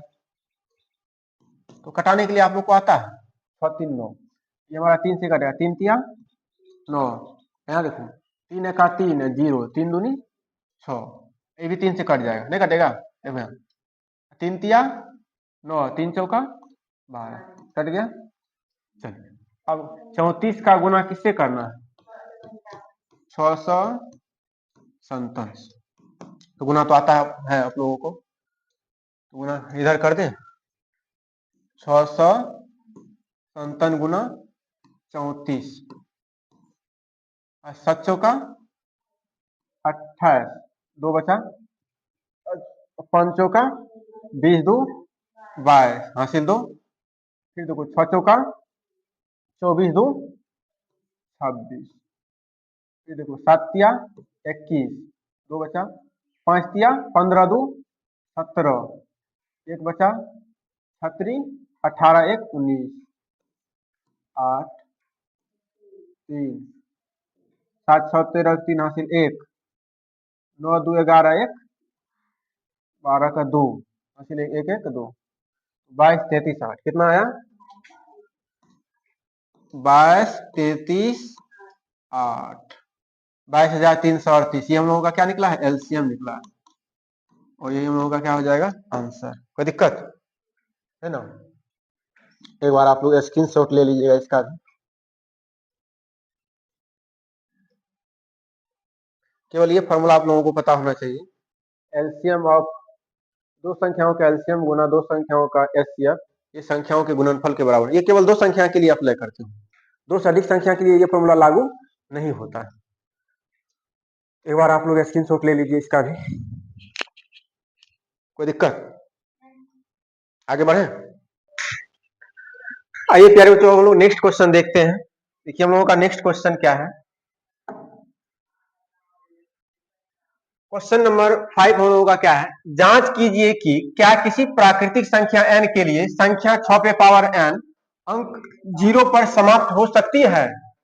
अब देखिए आज हम लोगों से जांचने के लिए कहा जा रहा है, आप जांच के जरा बता दीजिए, 6 पे पावर n जो है, ये जो संख्या है हमारा 6 पे पावर n, और n की जगह यदि हम लोग प्राकृतिक संख्या रखते जाएं तो कभी भी ये संख्या 0 पे समाप्त होगा या नहीं, ये हमसे प्रूफ करने के लिए कहा जा रहा है, जांचने के लिए कहा जा रहा है, ऐसा हो सकता है या नहीं हो सकता है। तो प्यारे बच्चों जैसे मान लीजिए यहाँ पे आज हम लोगों को संख्या क्या दिया गया है, 6 पे पावर n, और n के बारे में क्या कहा गया है, आपका n जो है वो प्राकृतिक संख्या है, प्राकृतिक संख्या को हम लोग n से डिनोट करते हैं। जैसे मान लीजिए n का मान यदि हम लोग 1 रखेंगे तो 6 पे पावर 1 हो जाएगा, जो कि 6 के बराबर रिजल्ट देगा। जब हम लोग n का मान 2 रखेंगे तो हम लोगों का रिजल्ट 6 पे पावर 2 आएगा, जो कि 36 के बराबर रिजल्ट देगा। यदि हम लोग n का मान 3 रखेंगे तो 6 पे पावर क्या हो जाएगा, हम लोगों का 3 हो जाएगा, जो कि किसके बराबर रिजल्ट आएगा, 6 के 36 6 के 216 होता है। n के मान यदि हम लोग 4 रखेंगे तो 6 पे पावर 4 हो जाएगा, इसका भी कुछ ना कुछ रिजल्ट आएगा। तो यहाँ पे हम लोगों से कहा जा रहा है, जब आप n का मान प्राकृतिक संख्या रखते जाइएगा तो जरा बताइए कभी भी ऐसा होगा कि इकाई स्थान पे यहाँ पे आपका 0 आ जाएगा, ऐसा होगा क्या, ऐसा हम लोगों को जांचने के लिए कहा जा रहा है। तो प्यारे बच्चों ऐसा नहीं होगा, क्यों नहीं होगा उसका हम लोग कारण अभी देखेंगे। तो कभी भी ऐसा नहीं होगा कि इकाई स्थान पर हम लोगों का क्या आ जाएगा, 0 आ जाएगा, और जब भी हम लोग n का मान क्या रखेंगे, प्राकृतिक संख्या रखेंगे। ठीक है प्यारे बच्चों, क्वेश्चन आप लोगों को समझ में आ गया है। यहाँ कहा जा रहा है इकाई स्थान पे कभी 0 आएगा क्या, तो नहीं आएगा, क्यों नहीं आएगा उसका हम लोग कारण देखते हैं, रीजन भी बताएंगे क्यों नहीं होगा। ठीक है प्यारे बच्चों,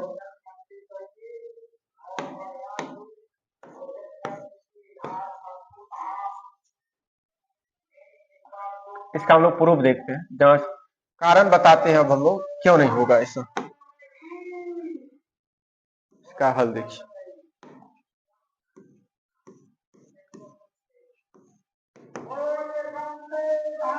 तो यहाँ हम लोग बताएंगे, हम जानते हैं कि हम जानते हैं कि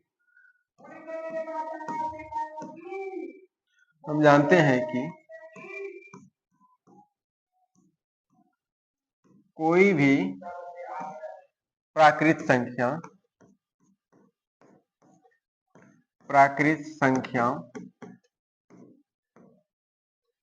कोई भी प्राकृतिक संख्या 0 पर समाप्त समाप्त तब होगा, हम जानते हैं कि कोई भी प्राकृतिक संख्या 0 पर समाप्त तब होता है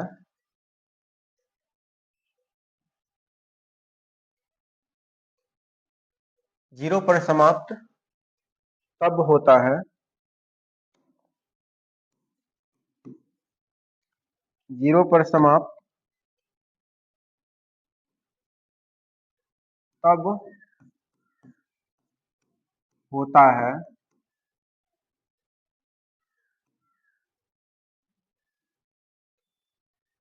यदि, हम जानते हैं कि कोई भी प्राकृतिक संख्या 0 पर समाप्त तब होता है जब जब जब उसके जब उसका जब उसका गुणनखंड जब उसका गुणनखंड में कम से कम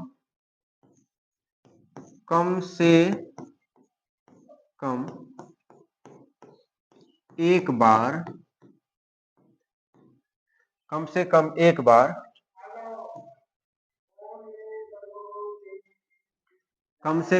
बार दो गुना पांच का कम से कम एक बार 2 गुना 5 का रूप होता है।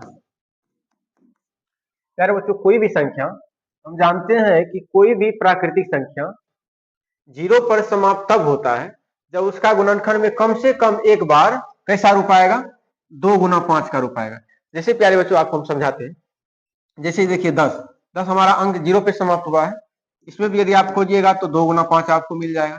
जैसे हम 20 का बात करें, ये भी हमारा 0 पे समाप्त हो रहा है, इसमें भी यदि आप खोजिएगा 2 गुना 5 और गुना 10, देखिए एक बार 2 गुना 5 का रूप आया है। जैसे 40 आप देख लीजिए, इसमें भी एक बार तो 2 गुना 5 आपको मिल ही जाएगा, गुना में आप 4 भी लिख सकते हैं, 5 में 10 चौका क्या हो जाएगा हमारा 40 हो जाएगा। तो जो भी संख्या 0 पे समाप्त होता है, जैसे मान लीजिए बहुत ऐसा संख्या, मान लीजिए 100 है, ये हमारा 0 पे समाप्त हो रहा है, इसमें भी आपको मिल जाएगा 2 गुना 5 गुना में 10, 10 दहीन क्या होता है 100 होता है। कोई भी प्राकृतिक संख्या जो 0 पे समाप्त होता है उसमें कम से कम एक बार 2 गुना 5 का रूप आना चाहिए। कैसा रूप आना चाहिए, 2 गुना 5 का रूप आएगा तभी वो 0 पे समाप्त होगा, अदरवाइज वो प्राकृतिक संख्या 0 पे समाप्त नहीं हो सकता है। ठीक है प्यारे बच्चों,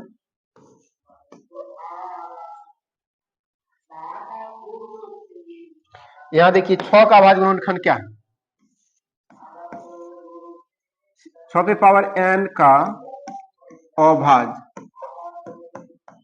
अभाज्य गुणनखंड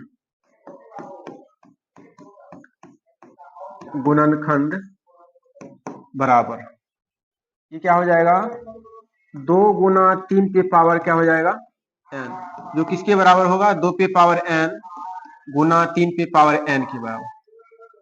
प्यारे बच्चों, आप लोग को पता होना चाहिए, जब a गुना b पे पावर n रहता है तो हम लोग इसको ऐसा लिख सकते हैं a पे पावर n गुना b पे पावर n। ये आप लोग बचपन में सीखे होइएगा, ऐसा हम लोग अलजेब्रा में सीखते हैं। ठीक है प्यारे बच्चों, ये आप लिखना चाहते हैं तो आप लिख भी सकते हैं साइड में, अगर नहीं भी लिखना चाहते हैं तो कोई दिक्कत नहीं है। 6 पे पावर n का अभाज्य गुणनखंड क्या है, 2 गुना 3 पे पावर n, या 2 पे पावर n गुना 3 पे पावर आप n लिख सकते हैं।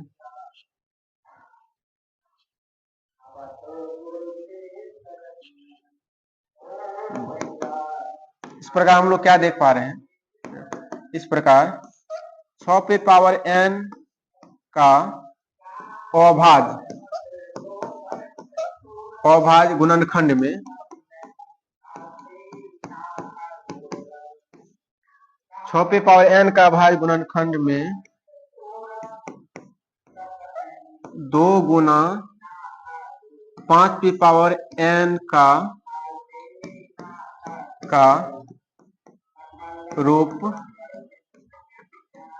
नहीं है।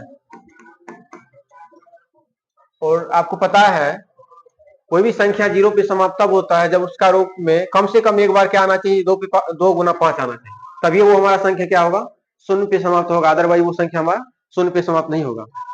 और हम लोग देख पा रहे हैं 6 का जो अभाज्य गुणनखंड हम लोग किए हैं वो क्या आया है, 2 गुना 3 आ गया है। 5 इसमें नहीं दिख रहा है, 5 दिखना चाहिए जबकि 5 नहीं दिख रहा है, जो कि हमारा क्या आ गया है, 2 पे पावर n गुना 3 पे पावर n आ गया है, जहां पे n हम लोगों का क्या है, n हम लोगों का प्राकृतिक संख्या, n क्या है हम लोगों का प्राकृतिक संख्या। इस प्रकार हम लोग देख पा रहे हैं 6 पे पावर n का अभाज्य गुणनखंड में 2 गुना 5 पे पावर n का रूप नहीं है, जहां क्या है रे बाबू, n बिलोंग्स कर रहा है प्राकृतिक संख्या, जहां पे n हमारा क्या है, प्राकृतिक संख्या है। अतः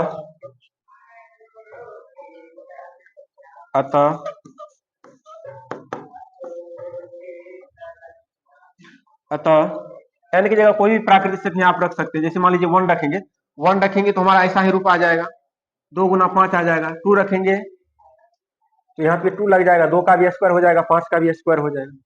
ठीक है प्यारे बच्चों, अतः किसी भी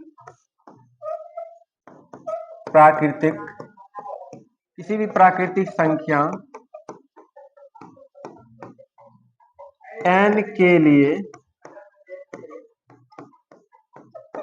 संख्या 6 पे पावर n संख्या 6 पे पावर n अंक शून्य पर समाप्त नहीं हो सकता है। ये हम लोगों का क्या हो गया, वेरीफाइड हो गया है।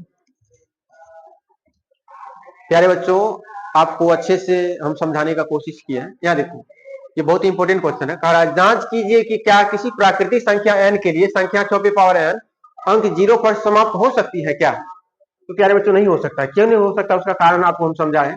हम जानते हैं कि कोई भी प्राकृतिक संख्या या कोई भी संख्या भी आप लिख सकते हैं, कोई भी प्राकृतिक संख्या 0 पर समाप्त तब होता है जब उसका गुणनखंड में कम से कम एक बार 2 गुना 5 का रूप होता है। कम से कम कितना बार, कम से कम एक बार, आप एक से अधिक बार भी आ सकता है, तो कम से कम एक बार 2 गुना 5 का रूप होता है। और हम लोग देख पा रहे हैं 6 का अभाज्य गुणनखंड में क्या आया है, 2 गुना 3 पे पावर n है। 6 पे पावर n का अभाज्य गुणनखंड क्या है, 2 गुना 3 पे पावर n, यानी 2 पे पावर n गुना 3 पे पावर n, जहां पे n हम लोगों का क्या है, प्राकृतिक संख्या है। तो 6 पे पावर n का अभाज्य गुणनखंड में 2 गुना 5 का पावर n का रूप नहीं दिख रहा, क्योंकि आप देख रहे हैं यहाँ पे 2 गुना 3 का पावर n है, 2 गुना 5 का पावर n का रूप तो नहीं दिख रहा है। तो 2 गुना 5 का पावर n के रूप का नहीं आया, का रूप का नहीं है।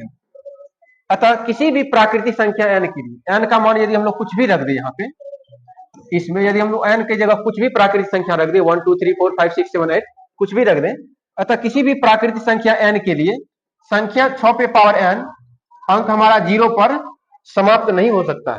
ये कभी नहीं होगा, 0 पे समाप्त कभी नहीं हो सकता है।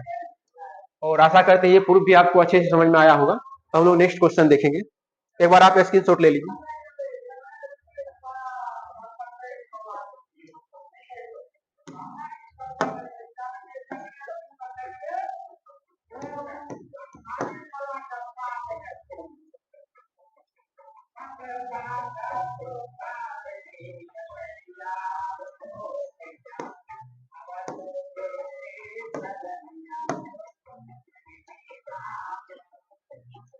नेक्स्ट क्वेश्चन देखिए हम लोगों का क्या है।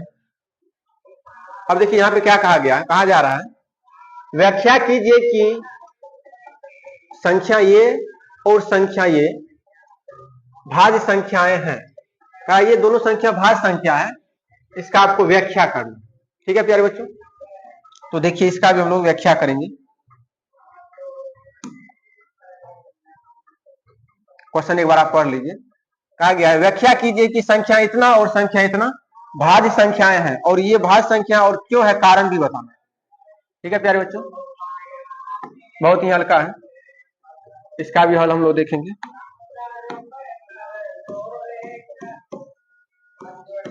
पहले हम लोग इस पे डिस्कस कर लेते हैं। हम लोगों का संख्या क्या दिया गया है, 7 इंटू 11 इंटू 13। अब प्लस में भी यहाँ पे क्या दिया गया है, 13 दिया गया। पहले हम लोग इस पे डिस्कस करते हैं, देन हम लोग उस पे डिस्कस करेंगे। यहाँ पे देखिए दोनों संख्या में, यहाँ दो ग्रुप में संख्या है और यहाँ प्लस के द्वारा ये लिंक है। ये दोनों में क्या कॉमन हम लोग ले सकते हैं, 13 कॉमन ले सकते हैं। 13 यहाँ पे है, 13 गुना 1 यहाँ कुछ नहीं, तो गुना 1 हम लोग लिख सकते हैं। और यहाँ पे गुना में 13 भी है, तो हम लोग यहाँ पे 13 क्या कर सकते हैं, 13 यहाँ से हम लोग कॉमन निकाल सकते हैं। जब 13 कॉमन निकाल लेंगे तो यहाँ पे अंदर में क्या बचेगा, 11 गुना 7 बचेगा, 11 गुना 7 बचेगा। तो 11 7 कितना होता है, 77 होता है। जोड़ यहाँ कुछ नहीं तो कितना बचेगा, 1 बचेगा। गुना में कुछ नहीं तो यहाँ हम लोग 1 लिख ही सकते हैं, यहाँ 1 बचेगा। तो 77 एक कितना हो जाएगा बाबू, 78 हो जाएगा। 13 गुना 78। अब इस पे हम लोगों को डिस्कस करना है, क्या यह हमारा भाज्य संख्या है।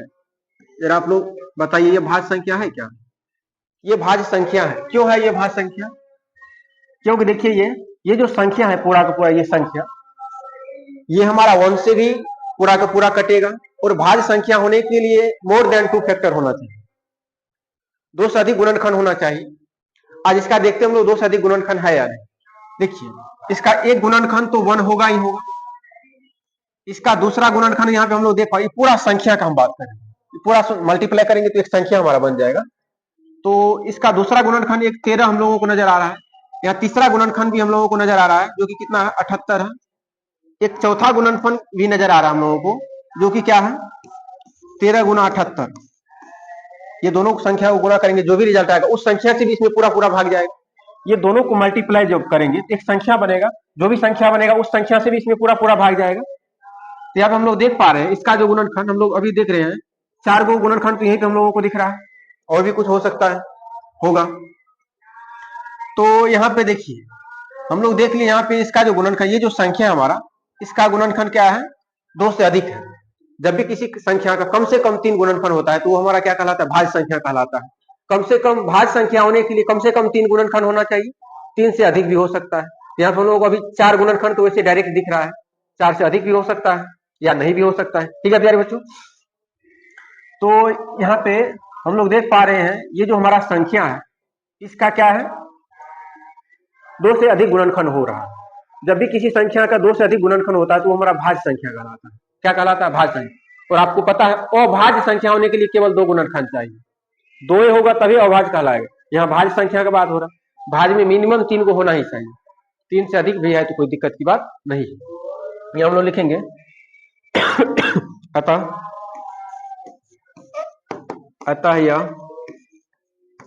यह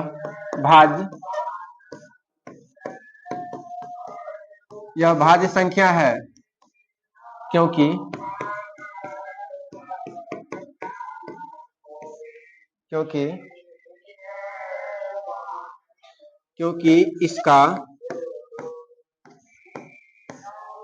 क्योंकि इसका 2 से अधिक गुणनखंड है।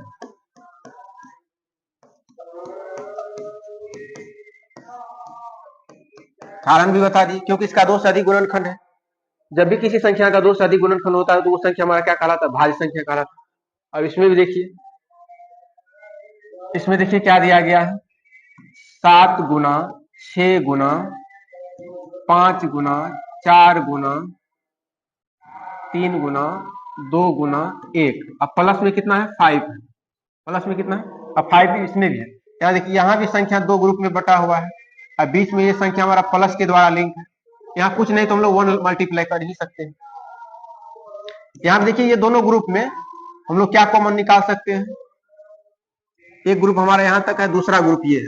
ये दोनों में देखिए 5 कॉमन दिख रहा है, इसमें भी 5 दिख रहा है, इसमें भी 5 कॉमन निकाल लीजिए। 5 यहाँ क्या बचेगा, 7 गुना 6 गुना 4 गुना 3 गुना 2 गुना 1। जोड़ में हम लोगों को 5 तो कॉमन बाहर आ गया, यहाँ पे क्या बचेगा, जोड़ में 1 बचेगा। क्या बचेगा, 1। तो 5 गुना, इसको मल्टीप्लाई कर लीजिए, 7 के 42 गुना 3 दूनी 6, 6 चौका 24, जोड़ में 1 आ जाएगा।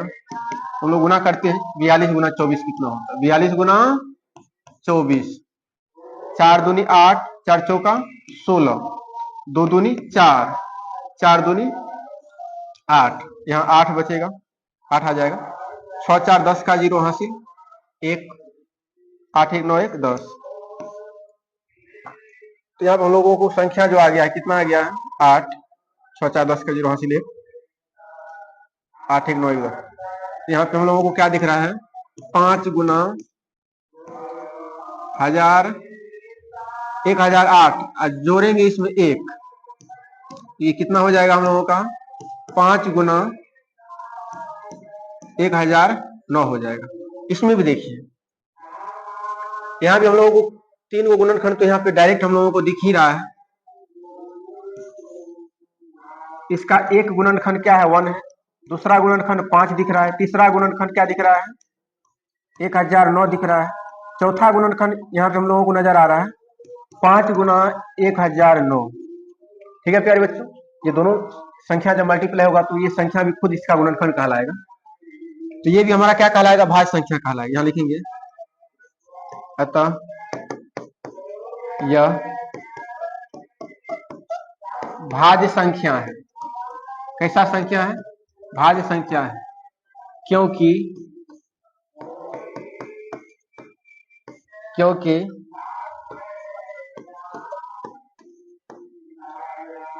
इसका 2 से अधिक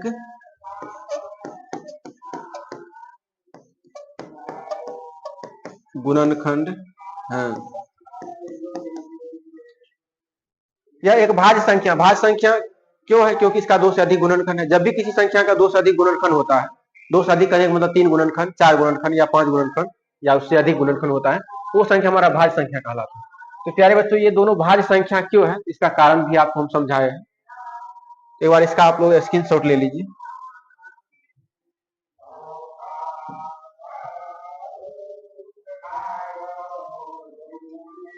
ठीक है प्यारे बच्चों, एक बार आप लोग इसका स्क्रीनशॉट ले लीजिए।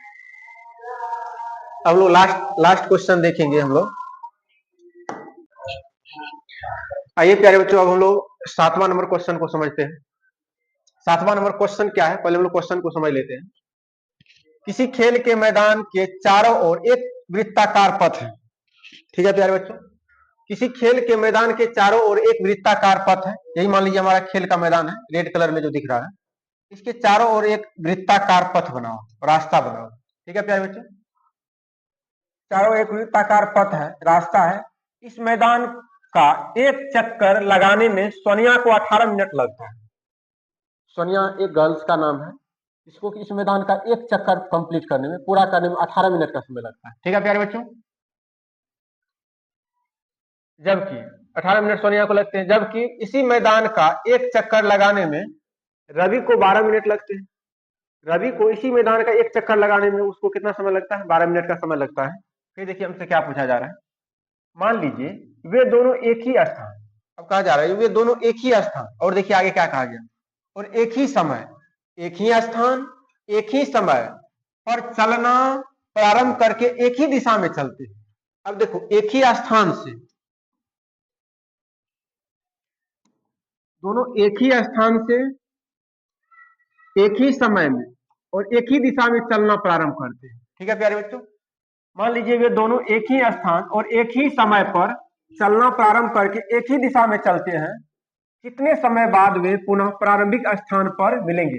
अब कह रहा है जब वो दोनों एक ही समय, एक ही स्थान पर और एक ही दिशा में चलना प्रारंभ कर देगा, तो कितना समय बाद दोनों आदमी पुनः जाके इसी स्थान पे मिलेगा, इसी प्रारंभिक स्थान पे मिलेगा। ये हम लोगों से डिमांड है क्वेश्चन का डिमांड ये है, जब वो दोनों सोनिया और रवि दोनों एक ही स्थान, मान लो यही स्थान से चलना दोनों प्रारंभ किया और एक ही दिशा में चलना प्रारंभ किया और एक ही समय में चलना प्रारंभ किया है, तो कह रहा है वापस वे दोनों उसी स्थान पर कब मिलेंगे, वो समय बता दीजिए। ठीक है प्यारे बच्चों, ये बहुत ही शानदार क्वेश्चन है, आइए हम लोग समझते हैं। यहाँ देखिए सोनिया के द्वारा लिया गया समय कितना है? 18 मिनट। हम लोग लिखेंगे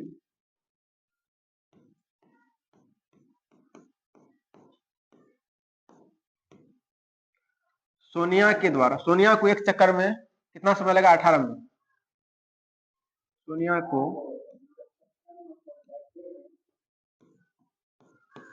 एक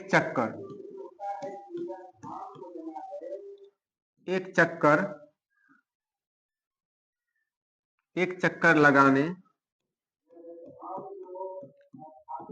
में लगा समय कितना समय लगा है? 18 मिनट।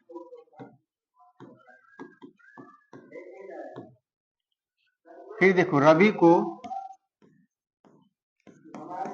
को एक चक्कर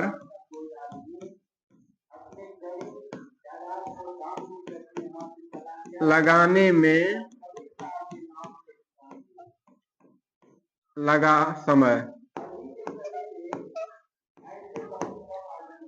12 मिनट। 12 मिनट लगता है रवि को एक चक्कर लगाने में। अब देखिए कहा जा रहा है कि दोनों एक ही स्थान से जब चलना प्रारंभ करते हैं, एक ही समय में और एक ही दिशा में, तो वापस वो उसी स्थान पे कब मिलेंगे, कितने समय बाद? तो प्यारे बच्चों मैं आपको बता दूं, इसके लिए हम लोगों को ये दोनों समय का एलसीएम निकालना पड़ेगा। अब कहिएगा सर एलसीएम ही क्यों निकालना पड़ेगा, एचसीएफ से क्यों नहीं निकलेगा? तो प्यारे बच्चों हम लोग कारण भी समझेंगे, एलसीएम ही क्यों निकालते हैं, एचसीएफ क्यों नहीं निकालते हैं।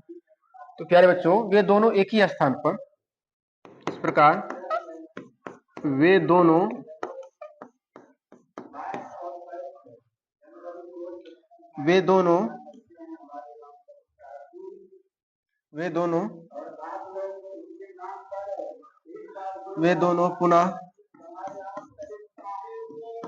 पुनः प्रारंभिक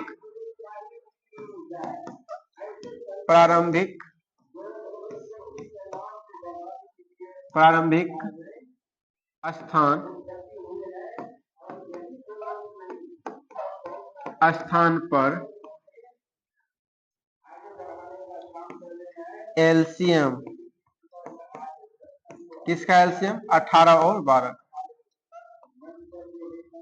वे दोनों पुनः प्रारंभिक स्थान पर एलसीएम ऑफ 18 और 12 समय पर इतना समय बाद मिलेंगे।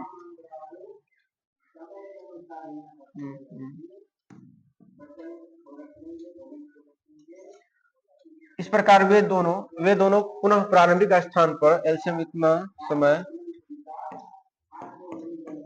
बाद मिलेंगे। ठीक है प्यारे बच्चों, वे दोनों इतना समय बाद मिलेंगे। ठीक है प्यारे बच्चों,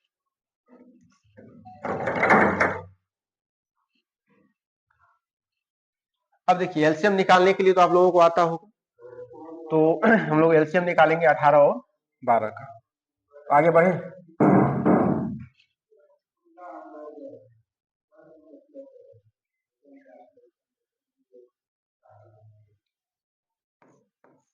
सबसे पहले हम लोग 18 का अभाज्य गुणनखंड कर लेते हैं। तो 18 का अभाज्य गुणनखंड आप लोगों को करने के लिए आता है, 2 से 9 टाइम्स जाएगा, 3 से 3 टाइम्स जाएगा, पुनः 3 से 1 टाइम्स जाएगा। तो 18 का अभाज्य गुणनखंड क्या क्या निकलेगा? 2 इंटू 3 इंटू 3। ठीक है प्यारे बच्चों, 12 का भी अभाज्य गुणनखंड हम लोग निकाल लेते हैं, जो कि क्या निकलेगा? 12 का भी देख ही लीजिए आप लोग, 2 से 6 टाइम्स जाएगा, फिर 2 से 3 टाइम्स जाएगा, फिर हम लोग 3 से 1 टाइम, यानी कि 2 इंटू 2 इंटू 3। इसी को हम लोग ऐसा भी लिख सकते हैं 2 की पावर 2 इंटू में 3। तो यहाँ पे हम लोगों का एलसीएम क्या हो जाएगा? देयरफॉर एलसीएम, किसका एलसीएम? 18 और 12 का, जो कि किसके बराबर होगा? एलसीएम में हम लोग क्या करते हैं? एलसीएम में हम लोग प्रत्येक अभाज्य संख्या का मैक्सिमम पावर लिखते हैं। अब यहाँ देखिए अभाज्य संख्या मेरा क्या है? 2 और 3 ही है। अभाज्य संख्या क्या है? इसको हम लोग और इजी वे में लिखना चाहे 2 इंटू 3 का स्क्वायर लिख सकते हैं। अभाज्य संख्या केवल 2 ही यहाँ दिख रहा है, एक अभाज्य संख्या 2 है, दूसरा अभाज्य संख्या हमारा 3 है। दोनों ग्रुप में टोटल अभाज्य संख्या हम लोग काउंट करते हैं, पहले 2 ही अभाज्य संख्या है, और दोनों अभाज्य संख्या का मैक्सिमम घात यदि लिखेंगे तो यहाँ 2 का पावर कितना होगा 2, मैक्सिमम घात 2 है, और 3 का भी मैक्सिमम पावर कितना है 2 ही है। तो जो कि क्या हो जाएगा 2 दूनी 4, 3 तिया 9, 9 चौका 36। तो वो ये दोनों एक स्थान पे 36 मिनट बाद मिलेंगे। कितने मिनट बाद मिलेंगे 36 मिनट, और यही हम लोगों का राइट आंसर है। अब कहिएगा सर 36 मिनट बाद ही 36 मिनट बाद कैसे मिलेंगे, जरा समझा दीजिए हमको। अब यहां हम लोग समझेंगे वे दोनों 36 मिनट बाद ही पुनः प्रारंभिक स्थान पे कैसे मिलेंगे। प्यारे बच्चों जरा समझिए, आपको पता है कि सोनिया को एक चक्कर कंप्लीट करने में कितना समय लगता है। एक चक्कर कंप्लीट करने में सोनिया के द्वारा 18 मिनट लिया जा रहा है। जब सोनिया दूसरा चक्कर कंप्लीट करेगा तो उसको कितना समय लगेगा 18 गुनी 36 मिनट का समय लग जाएगा। तो इसका मतलब सोनिया जब 2 चक्कर कंप्लीट करेगी वो, तो 36 मिनट का समय लेगी। रवि बाबू का तो समय रवि बाबू फास्ट चल रहे हैं क्योंकि उसको कम समय लगा है, इसका मतलब है कि उसका स्पीड ज्यादा होगा। तो रवि तब तक में वो तीसरा चक्कर भी कंप्लीट कर लेंगे, क्योंकि रवि को एक चक्कर कंप्लीट करने में 12 मिनट का समय लगता है। 2 चक्कर जब कंप्लीट करेगा तो 24 मिनट का समय लेगा, जब तीसरा चक्कर कंप्लीट करेगा तो 36 मिनट का समय लगेगा। तो प्यारे बच्चों, जिस समय रवि बाबू का तीसरा चक्कर कंप्लीट होगा, सोनिया का दूसरा चक्कर कंप्लीट होगा, उस समय क्या होगा, वो वे दोनों एक ही स्थान पे होंगे। क्योंकि सोनिया का जब दूसरा चक्कर कंप्लीट होगा तो 36 मिनट का समय लगेगा, क्योंकि एक चक्कर में 18 मिनट का समय लगता है, तो दूसरा चक्कर में उसको 36 मिनट लग जाएगा। लेकिन तब तक में रवि बाबू तीसरा चक्कर भी कंप्लीट कर लेंगे। तो जब रवि बाबू का तीसरा चक्कर कंप्लीट होगा और सोनिया का दूसरा चक्कर कंप्लीट होगा, तो वे दोनों एक ही स्थान पे होंगे। कहां पे होंगे, वे दोनों एक ही स्थान पे होंगे। ठीक है प्यारे बच्चों, इसीलिए हम लोग क्या किए हैं, ये दोनों संख्या का 18 मिनट और 12 मिनट का हम लोग क्या निकाले, एलसीएम निकाले। प्यारे बच्चों, एलसीएम क्यों निकाले ये आपको कारण पता चल रहा होगा। अब कहिएगा सर आप एलसीएम निकाले, पता चल गया कि आंसर भी आपको मिल गया है, लेकिन एलसीएम ही क्यों निकाले, आप एचसीएफ क्यों नहीं निकाले। तो कारण जरा समझिए। देखिए, जब हम लोग एचसीएफ निकालते तो एचसीएफ यदि निकालेंगे, ध्यान से देखिए यहाँ पे 12 और 18 का जब हम लोग एचसीएफ निकालेंगे तो एचसीएफ हम लोगों का क्या आएगा 6 आएगा। क्या आएगा 6 आएगा। तो एचसीएफ हम लोगों का 6 आएगा। 6 मिनट में तो दोनों एक स्थान पे नहीं मिल सकते हैं। क्यों नहीं मिल सकते, ध्यान से सब क्योंकि सोनिया को एक चक्कर कंप्लीट करने में टोटल 18 मिनट का समय लगता है। मान लीजिए 6 मिनट में सोनिया इधर कहीं पे होगा, और देखिए एक चक्कर कंप्लीट करने में रवि बाबू को टोटल 12 मिनट का समय लगते हैं। तो रवि बाबू 6 मिनट में आधे रास्ता वो कवर किए होंगे उस समय, क्योंकि इसको 12 मिनट समय लगता है पूरा पूरा उसी स्थान पे जाने में। एक चक्कर कंप्लीट करने में रवि बाबू को 12 मिनट का समय लगता है, और सोनिया को एक चक्कर कंप्लीट करने में कितना समय लगता है 18 मिनट का समय लगता है। तो जब हम लोग एचसीएफ निकालते तो 6 मिनट आंसर आता है हम लोगों का। और 6 मिनट में क्या होता, रवि बाबू तब तक आधे दूरी कवर किया होता है, क्योंकि इसको पूरा कवर करने में 12 मिनट का समय लगता है, और सोनिया इससे भी पीछे रहती क्योंकि इसको 18 मिनट का समय लगता है। तो वे दोनों एक स्थान पे मिल पाते क्या, नहीं मिल पाते। तो इसका मतलब आपको ये एक चीज पता चल गया होगा कि जो भी आंसर हम लोगों का आएगा वो 18 और 12 से ज्यादा होगा। जो भी आंसर होगा, समय हम लोगों का क्या होगा 18 मिनट और 12 मिनट से अधिक ही होगा। क्यों होगा अधिक, जरा समझिए। मान लीजिए अगर कोई कहेगा कि 18 मिनट का समय लगेगा सर, तो 18 मिनट का जब समय लगेगा, एक बात बताओ, 18 मिनट जब समय लगेगा तो सोनिया 18 मिनट में एक चक्कर कंप्लीट करेगी, सोनिया तो यहाँ पे आ जाएगा।